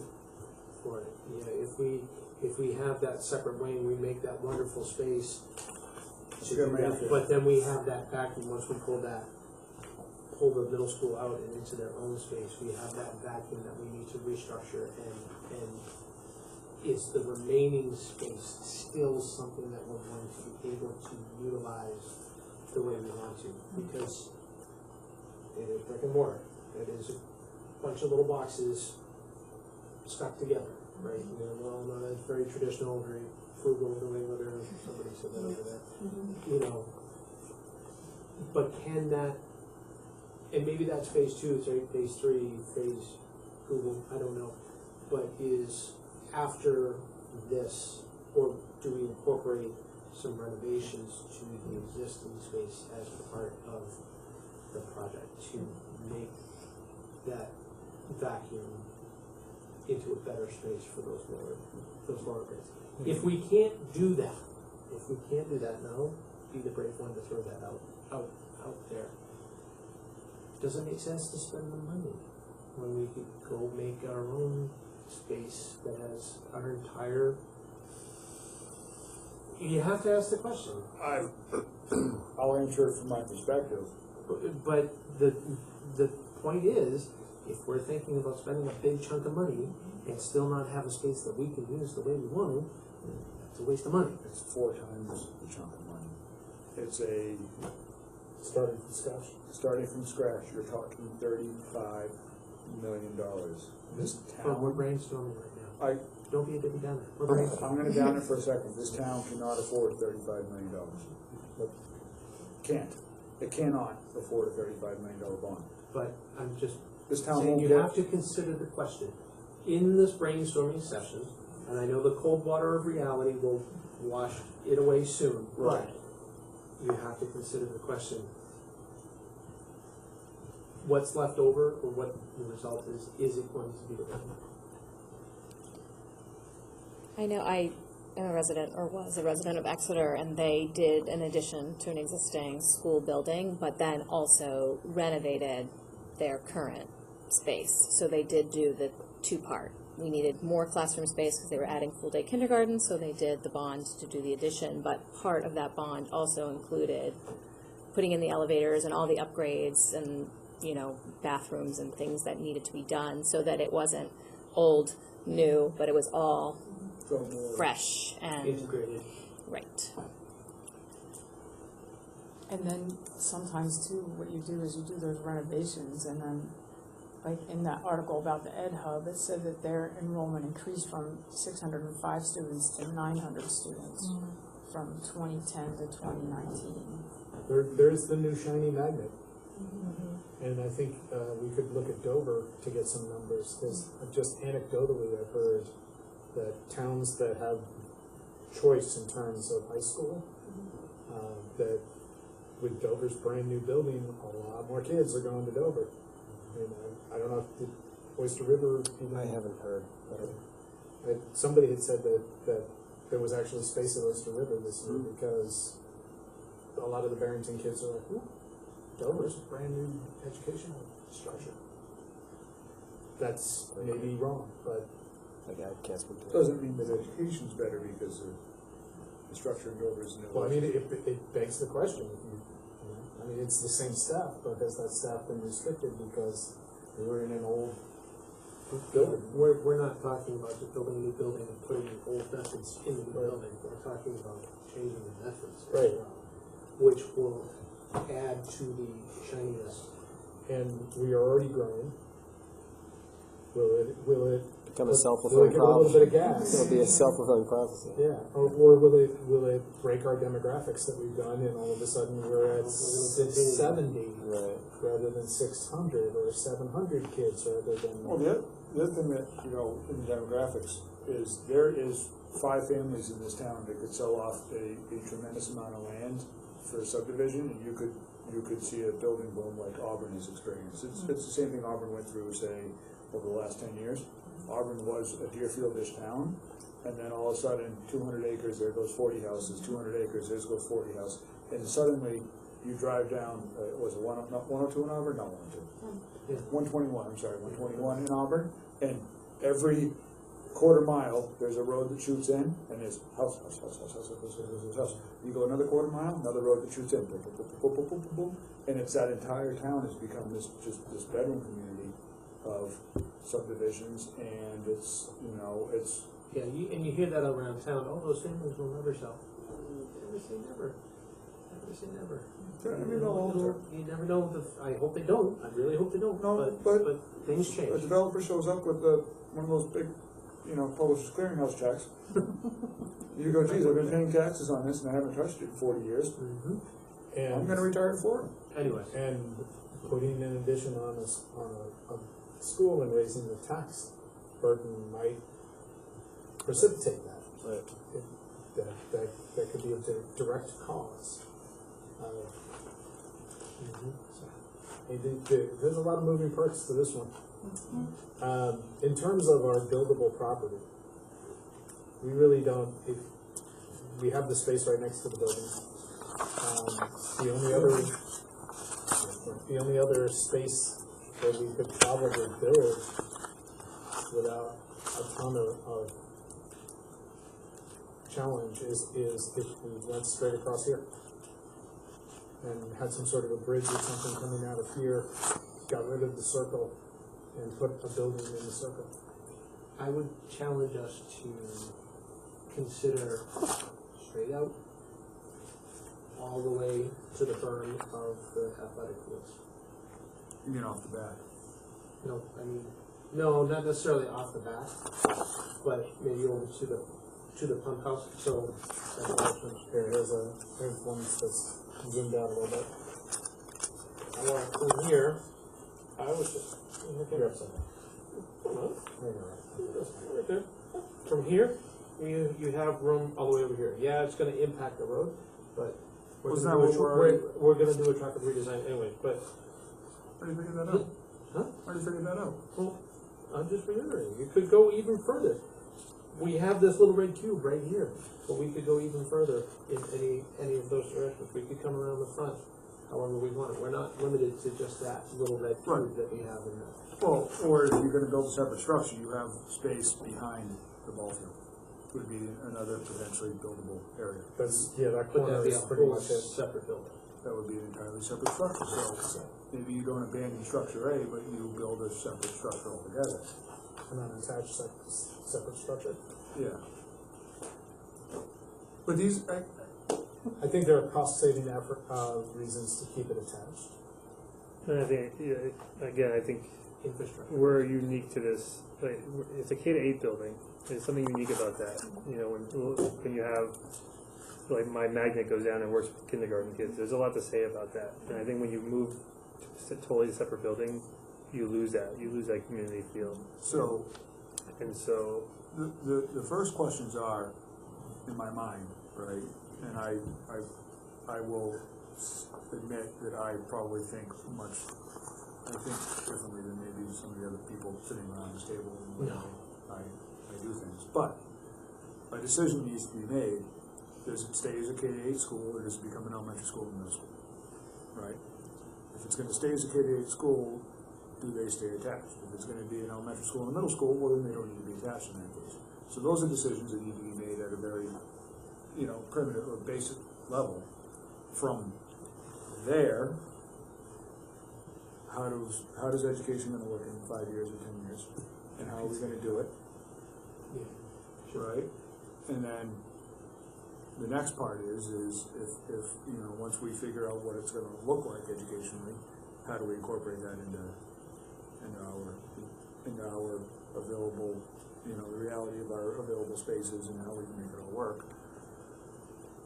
And then figure out if you're gonna go down the road, how you're gonna build it. I think there are definite cost savings on being attached, in that you aren't required, you can work with the existing cafeteria, you can work with the existing gym, you can work with the existing special rooms like art and music. Infrastructure, like. If you become an entirely separate building, this is where I don't know the law, are you required to have a cafeteria in a standalone school? I think so, right? If it's gonna be a school. Well, like, But if it's I mean, It's a just like campus. if we're saying like, okay, the middle school will go. A campus with multiple buildings on it is different than a separate school. Okay, I Yeah, guess. and I mean, we can't. and that right there, I mean, and you're looking at security. I go back to the whole security of the school. That's a security nightmare. You have kids wandering everywhere, Brings me Like, back to my it- days at Central. just the mods. The whole mod thing bothers me. Like how we have the mods now. You should know? see my high school. Yeah. Every single building, every single subject was at least 50 yards apart. Right. I was in the ghetto. And you're looking at now you have to have maintenance go and snowplow Everywhere. everywhere, and we can't even get a custodian to work. Never mind hiring more maintenance. And what about an administrative presence in certain? Yeah. And I kind of bring it back to, we're out of room now. Never mind, this might take 10 years to build another campus. We don't, Right, what's the immediate? right, where this might take 5 years to build, and, And last for another 25 years. right, So I mean, you might, in 25 years from now, this might be a town of 8,000 people, and it's gonna be an entirely different set of issues, and this becomes apartments. Exactly, and you on build the a board. school no, somewhere. Zach, I can assure you in 25 years I will not be on the board. That'd be a hell of a prison sentence. So, I mean, when you start asking and answering those questions, like when you answer the question, are we a one building Does district? anybody feel like we should be more than one building? Because the people who make the decisions are sitting around this table. I don't see that there's any advantage to being a multiple building. I see a lot of disadvantages to being a multiple building district, school district. Right. I agree. That's what we are. Anybody, so we're, anybody want to make a case for multiple buildings, either on this piece of property or separately? I think this can narrow down our path a little bit if we were all kind of have a consensus that we are talking about some sort of an attached addition to this structure. Yeah. Okay. We will not talk about that anymore. Yeah, we made one decision. It's dead until Zach brings it up again. No. Don't. I will. No. It's dead. You're dead to me. I can keep my opinions to myself. I don't care. But it's funny, I mean, I don't have a sense of the community. I don't know what the community thinks. I don't know if they think we should be one building or two buildings. You know, like, I have no idea. Or is there a point where your numbers, your enrollments dictate that it's too unwieldy to be one you know, I don't know what your demographic, you know, those maximum projections would be, but at some point, does one building become, you lose that community feel because it's too big as one building. Yeah. And is that, I don't think that's at 600 kids. I don't think that. Is that at 900? Is that at 900 kids in one building? Right. I don't know the numbers on the schools around us. Does anybody have like community has grown really closer to the seacoast? Things are growing more rapidly. It's coming this way. So like the Barringtons, the Oyster Rivers, the Exeters, Epping has gone exponentially. What does anybody have a sense of like the school sizes over there? Easy enough to find out though. It is. But that's them and we're us. I know, but just it does beg the question, like where's the balance? The tipping point. Kind You know, I think we are planning for a max of 700 kids in the next 15 or 20 years. Right. Yeah, the projections that went out to 2030, you know, I think the worst case scenario, one of the ones that was really high confidence was breaking 1,000, but I think that's nuts. Yeah, that's high on the confidence, just way out. But I think 600 to 625 by 2030 is. I think it's realistic, but you can very easily, you're talking 600 acres and boom, you picked up 100 kids. I mean, it's. Oh yeah, yeah. Well, it obviously bears monitoring, which we're going to do. So, continual monitoring, you have to adjust. My two fears in this whole conversation, so that everybody knows what it is. Here they are. A, you build it and the population drops and now you have an empty building. I fear that. Probably more so than the second fear is you build it and you built it half the size of what it should have been, and now you have to go back to the community 5 years later and go, hey, we should have spent 15 instead of 10, now we need to spend another 10.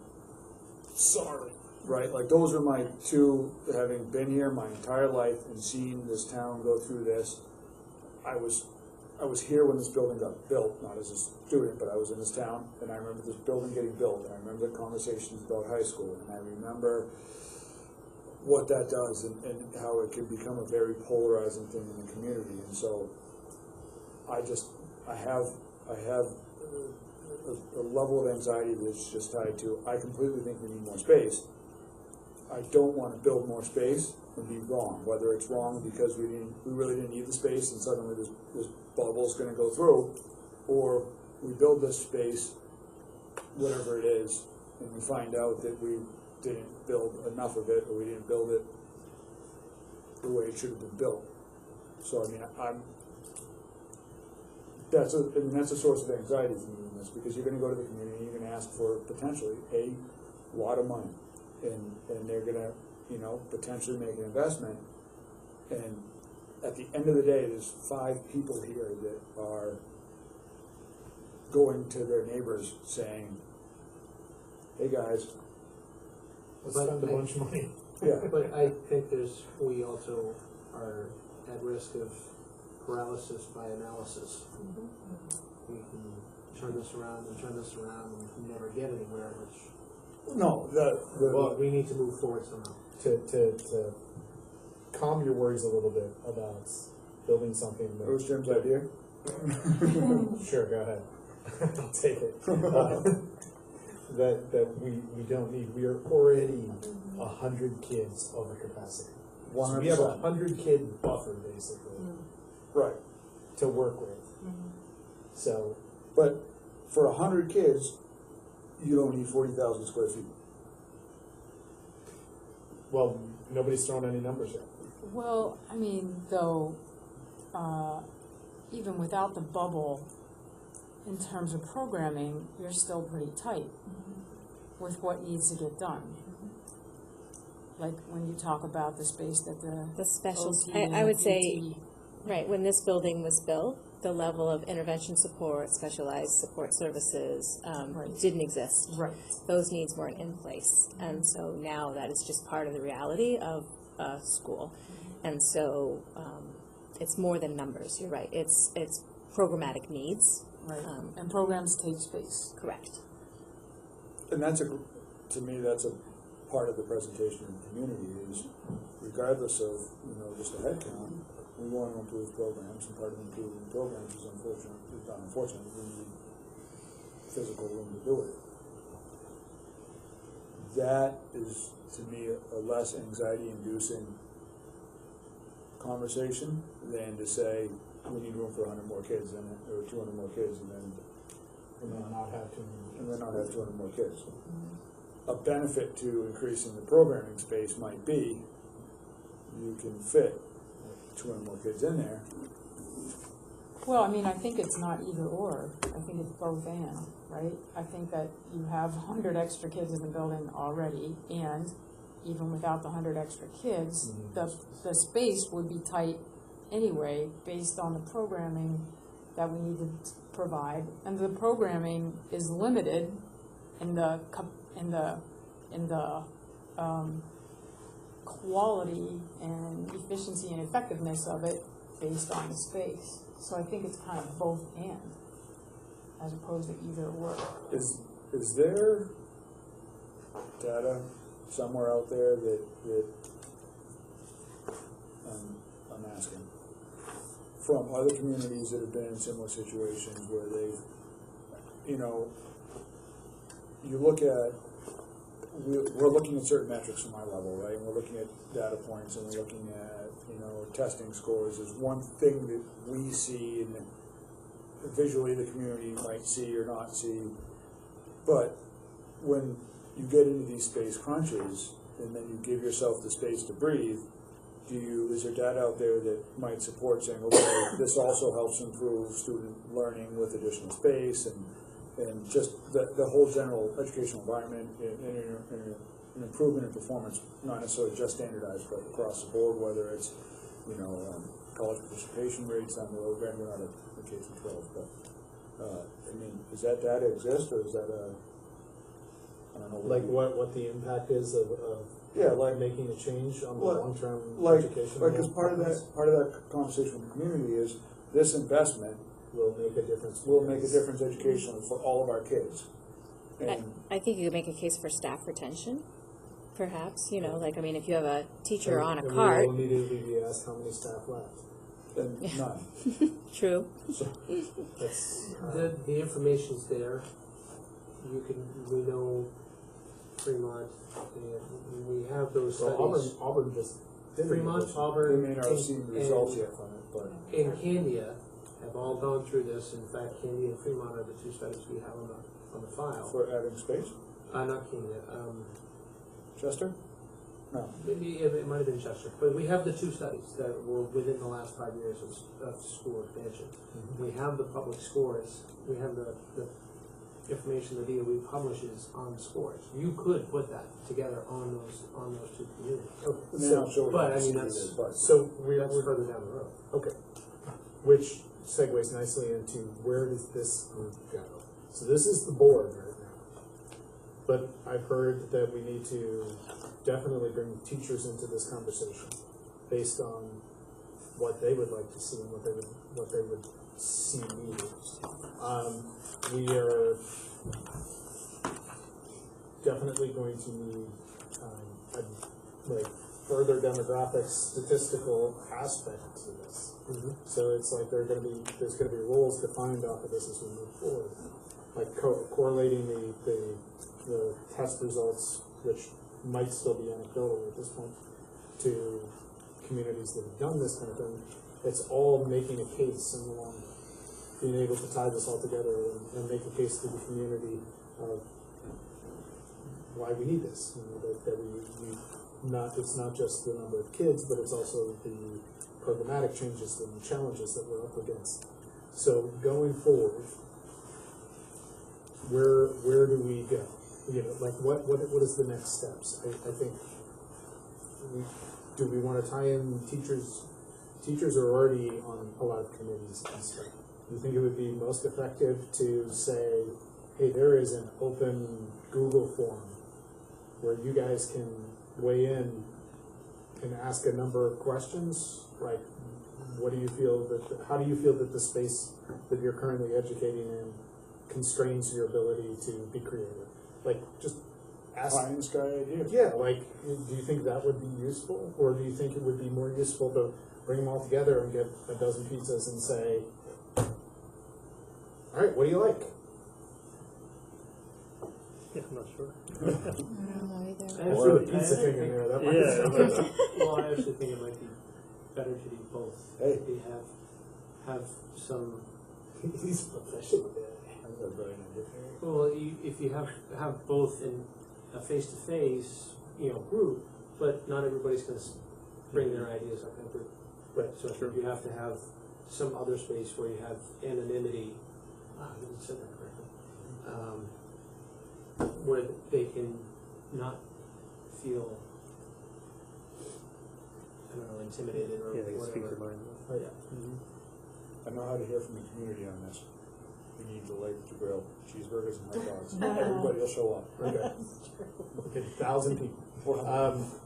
Is that the kind of thing that we need to do, or does the administration collect the data from the teachers and pass it on to us? No, I think you guys should collect the data. I don't think it would be bad to have a meeting where we were there, where we had a meeting and invited all of the staff to come and say, this, like tonight, except expand it and say, this is a conversation. We want to hear from you guys. What are you running up against on a daily basis? If that is okay with the administration to do something like that. Does that work for you? Okay. Do you want to start, should the process go like administration, let's start with team leaders and department heads and then go the whole staff so that we can try to. Well, we don't really have department heads. I'm trying to find a way to frame. Do you guys want to identify key players? And Key players, for sure.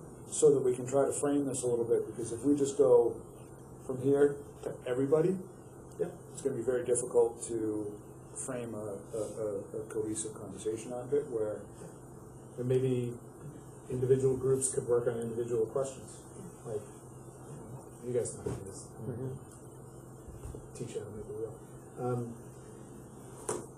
In terms of the board, this is going to be an important thing for us to do going forward. So do we want to think about the odd meetings that we have added to our schedule as kind of these work session meetings? might be a good way to handle it, at least for the next few months before we start getting regular stride with budgets and all. Or even that isn't that crucial, but not crucial, but not time consuming. What do you think about that? I think we need to keep it at the board level, as far as, I think this is the board's conversation to have, and I don't think this is one we can kick to committee as easily. Nor do I think it's fair, because whoever, this is a huge undertaking, and I think we need to. So, can you explain that again? Like, so the building conversation is the board's conversation? I think rather than side shifting into a committee of, say, a board member or two, and then whoever else is involved, I think this is a conversation the board needs to have in its entirety, kind of progressively. At some point, we need to come up with a timeline on how we're going to do this, because what you don't want to end up is back into budget season, and then you're trying to scramble to either find engineering money or find. So there's, and realistically, by November, we need to say, okay, this year, and it can be no or not, but it could be this year, we need $300,000 to have the engineering work done and a preliminary set of plans drawn for whatever that thing is going to be, so that you can now go to your contractors and come up with, highest cost basis pricing, so that you then the following year have the ability to create a bond. Or do you go with a design-build proposal, put out a design-build proposal, see what comes back from that, and then use that to draft bonding stuff. So- Just different timeframes and all, but I'm saying we just need to have like a Schedule. calendar. The project management plan. Right, Yeah. right. So assuming we're gonna try to get something on next year's warrant. Which is aggressive, based on that it's April. Well, but when I say something, I don't mean a new building. Maybe it's just an It could engineering be study. engineering money. Okay. It could be $300,000 to That add makes to. me For breathe easier. plans, yeah. Yeah. You know, and, I mean- and but that's still gonna take us, we still need to have that in the works by November, just to get the plan on the warrant so that it can happen next year and a half And what you from don't wanna do now. is rush into it in December or January, like, oh God, we gotta get a warrant article Right. together. You wanna, Right, we need to be, we need to start talking about this. right. Even if we get a planning chunk of money on this year's warrant, we're still not building for 3 more or 4 more years away. It's Well, Right, yeah. okay, so we're down the road, Yeah. I'm still back here at the starting. yeah. We're talking about, is the board on its odd meetings going to be the ones driving this discussion? And Yes. if we are the ones who are driving this discussion on our odd meetings, it basically it's the board, but it's a work group. Do we want to add people to become active participants from the community or other groups to this every other, whether it's you know, if there's a really vested staff person, or something that, I think we wanna do we want it to just be kind of us 5 driving it, or do you want somebody else at the table? Can we add the boards? The board can't add, I mean, we can have anybody come to the table. We can have people come to the table because this is basically a work session and we can have a conversation with them. They would be non-voting, Right. but they could have input on, you know, community input on what we're doing. If we wanted to do that. I'm not saying that we have to do this. Or do we just keep going? And pull in people as we need? I was leaning towards pulling in people as we need them. Okay. But things Multiple will, different variables. yeah. But eventually, and you speak of community, we will need to do things like surveys or collect information in various ways. But yeah, but rather than having a community person joining us, I don't know. I think we wanna start right now soliciting for input. Doesn't have, not necessarily, you know, today, but we need to start soliciting for input from the community. I mean, we should, one of those odd meetings coming up in the near future should be, we are discussing what education in Deerfield is gonna look like in the space we're gonna need to do that. You wanna have a meeting where we hear from the community members, A forum. come talk to us, right? Because what we think may be what the community wants could be entirely different than what the community wants. And so part of that, being conscious to that, is crafting the space around the needs and desires of the community. But with this overreaching target of, we need to make a decision by a certain date as to, are we proceeding or not proceeding? And then the next target's gonna be, you know, if you decide to proceed, the next target is, are you design building, or are you engineering? And then that creates the next target, but we need to put timelines on ourselves, like for a lot of projects, right? Because we've got a lot of big things in the air, and it's very easy for suddenly a year's gone by, and you haven't, and so you get to the point where it's like, okay, a year's gone by, but you really haven't advanced the goal. Right. That much, or advance the ball much. So So we have to give ourselves deadlines. we need to hold ourselves to it. Okay. And maybe that timeline So is, for our next meeting, you're gonna be responsible for laying out a calendar of deadlines, which I just heard you volunteer for. are you giving me a deadline on deadlines? Oh, Lordy. Just to, and a couple of different paths we can go down, and we gotta be able to talk about, you know, okay, if we go down this path, the timeline looks like this, and if we go down this path, it's like that. Okay. Does that make sense? Yeah. And the parallel to that is, how does it all look in the end?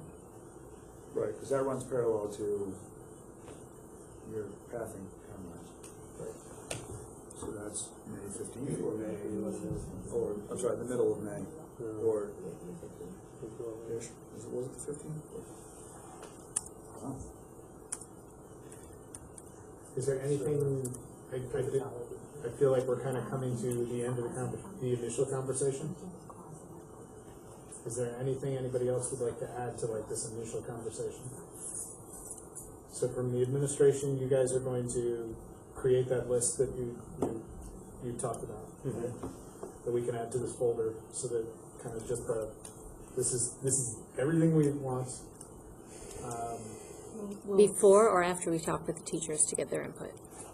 Your choice. After. Whatever you want to do. That's up to you.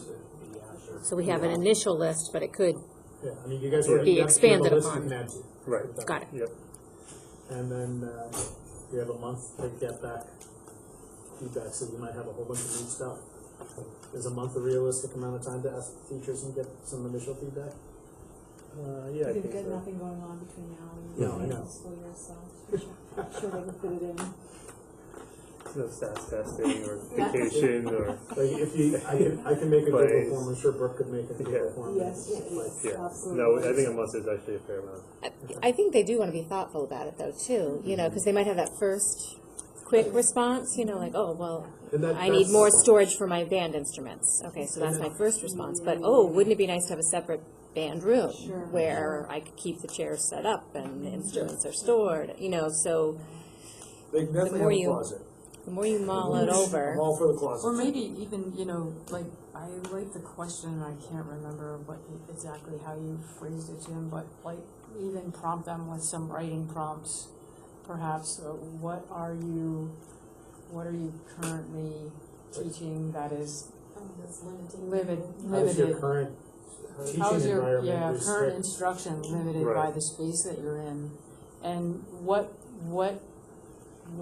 do you vision, like, if space were not a limit, and space and resources weren't limiting you, what cool interdisciplinary project have you always wanted to launch? So, you know, the questions like that. Should we, at what point do we also put something out? I mean, we can do something similar to, starting now, because the community should be involved, is put something out similar to the community. We're looking for feedback. Anybody's interested in providing feedback, we've created a Google Doc that is our initial cursory look at feedback from the community. We will be having, and part of that, you know, when you do your communication out, it would be like, as we start to move down this discussion and frame what it may or may not be, because the commitment hasn't been made necessarily to do what it is or what it won't be, but what does the community want to see? And so maybe we start by also creating a parallel Google Doc. We did have that meeting last fall. Was that last fall? I don't know. There's some meeting. On When the community came, when we invited the community to come, and like Harry Katie was here and said, at Build On, she would be in favor of building on rather than. Do you remember this meeting? Yeah. Okay. I don't remember There was a consensus among the folks who were here Yeah. that they would rather see investment within the built structure. Oh, Right. So again, but no, I think maybe not. I guess I'm thinking the parallel to that being, what do you want to see this be? Like, do you want to see community space in here as well? Do you want to see, you know, adult education space in here? Do you want to see, how else can this structure benefit the community at the same time? You know, the community may come back and say, you know, we want another 2 athletic courts for other programming for Parks and Rec department to use. We want an auditorium for town. I mean, there could be a swimming pool. Could want a swimming pool. But I mean, there could just be like this endless list of things. Just the big parking lot would be good. To put the swimming pool under the big parking If I only had my way. I just, you know, I think it's good to start thinking about all that stuff. I was supposed to go to the Conservation Commission tonight. I was scheduled. They had me on the 15th. So, I will go to the next Conservation Commission. Alright, so I think we have a sense of moving forward. Everybody kind of has a sense of where we're at and a sense of where we're going. You guys want to take a 10-minute recess for a pizza? Sure. Alright, so we're back from our dinner break. We had a nice conversation around these space needs going forward.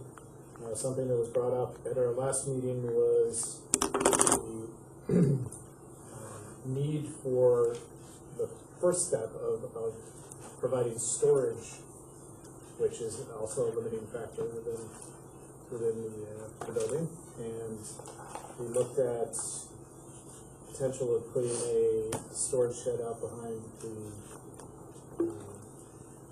the school. And based on the mapping, it would be very hard to put any kind of structure behind the school, because it would be well within the 150-foot setback restrictions. So,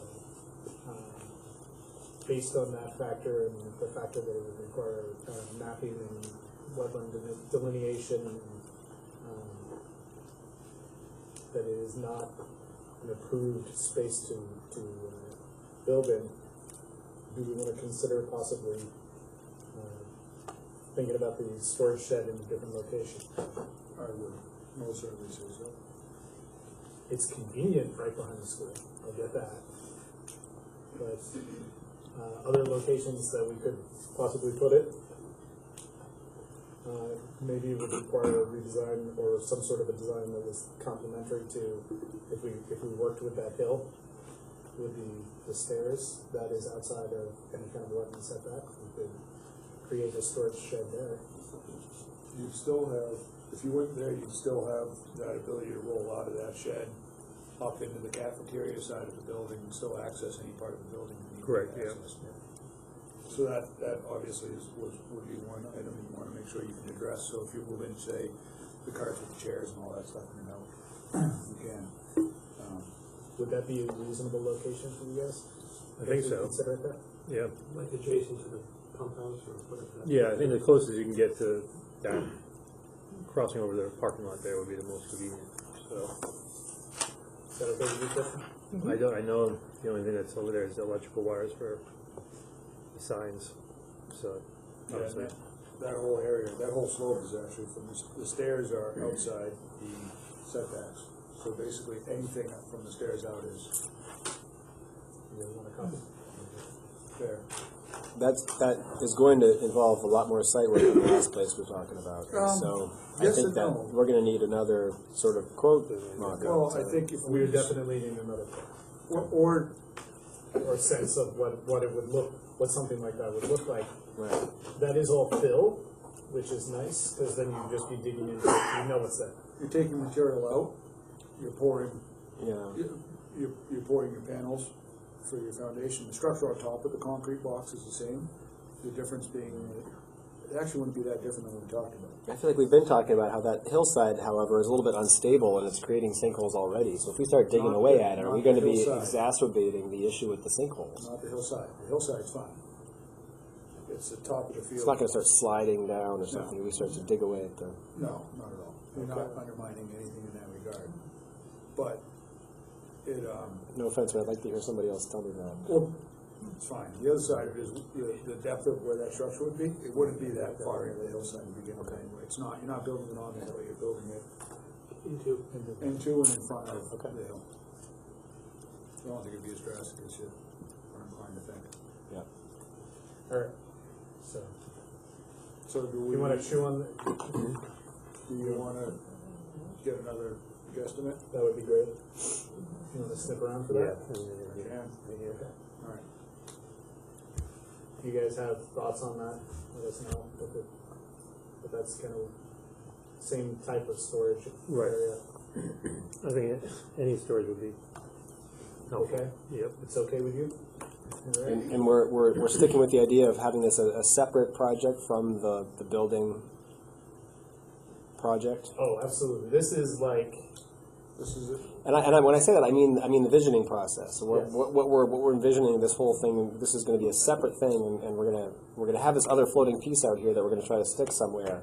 But we're going to hope that in sticking it somewhere, it doesn't impact the other actual big thing that we're talking about doing.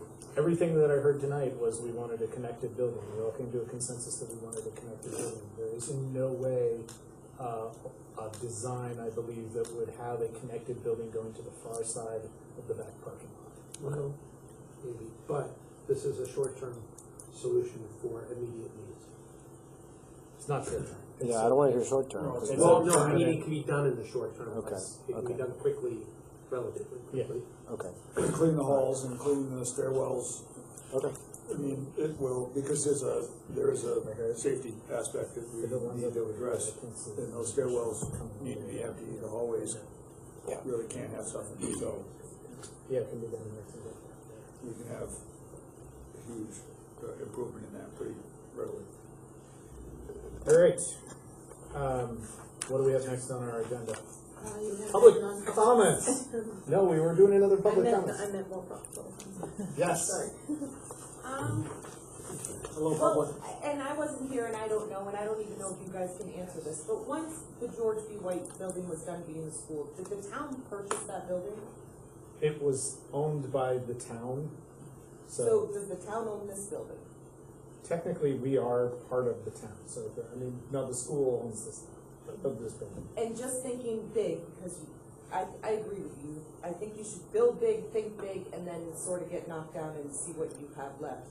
But thinking big, is there any possibility to sell this building to build on your other piece of property? It's waterfront, the police are looking for a building and all that stuff. So if you could even just maybe, So, like, if you were talking about selling it to the town, it's the same pot of money. don't sell it to the town. Right. See how much it would be worth, and I don't know who would buy it, what would buy it. But see, isn't it worth to see how much money is in this building? Or this property, or that property? That would offset the big dreams and all that stuff. Yeah. So that's what I wanted to throw out, and I remember asking Ken about that too. Is it a possibility to sell the building? Do like this property better than that property. I've never been there, but I do like the fact that this is waterfront property, and I think our kids like it. Even this weekend on Facebook, someone was talking about they never knew the trails that were here. I don't even know if I know about all the trails that are here. It's a great piece of property. My gut, and this is just a guess, would be that you would never recoup the amount of money that you have invested in this, even close to what you have invested in this, because it's so use specific. I know. And I think the same thing, but I also know that the police building has been on the ballot for years now. Maybe you could offer it to the taxpayers to sort of ease their mind, being like, they can have this building. This would be drastically larger than what the police. But we're growing. Police could drive around. Yeah. But The police couldn't afford to heat the building, let alone. But wasn't that idea brought up in the initial stages of the safety complex? I thought that was. A resident from the community Like that. mentioned turning this building into a firehouse police station, town offices-ish space. But the cost to reconfigure the building. And keep it a Parks and Recs. I mean, they have that gym. Is there a gym in that building anymore? I don't know.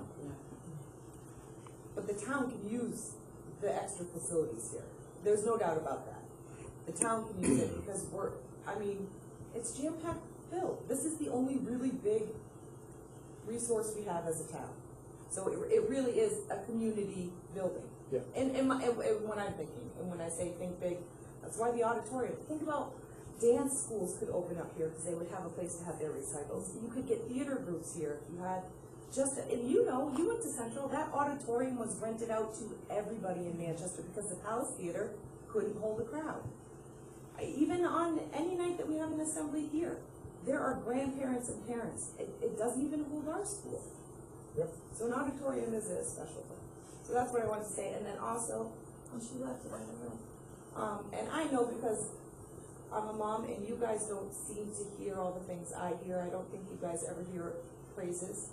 But this school and people come here, move here, love this school for its special needs program. So I think if you could build new, build bigger, and advertise, why couldn't we be like a Cole Brown where it's a public school for our town?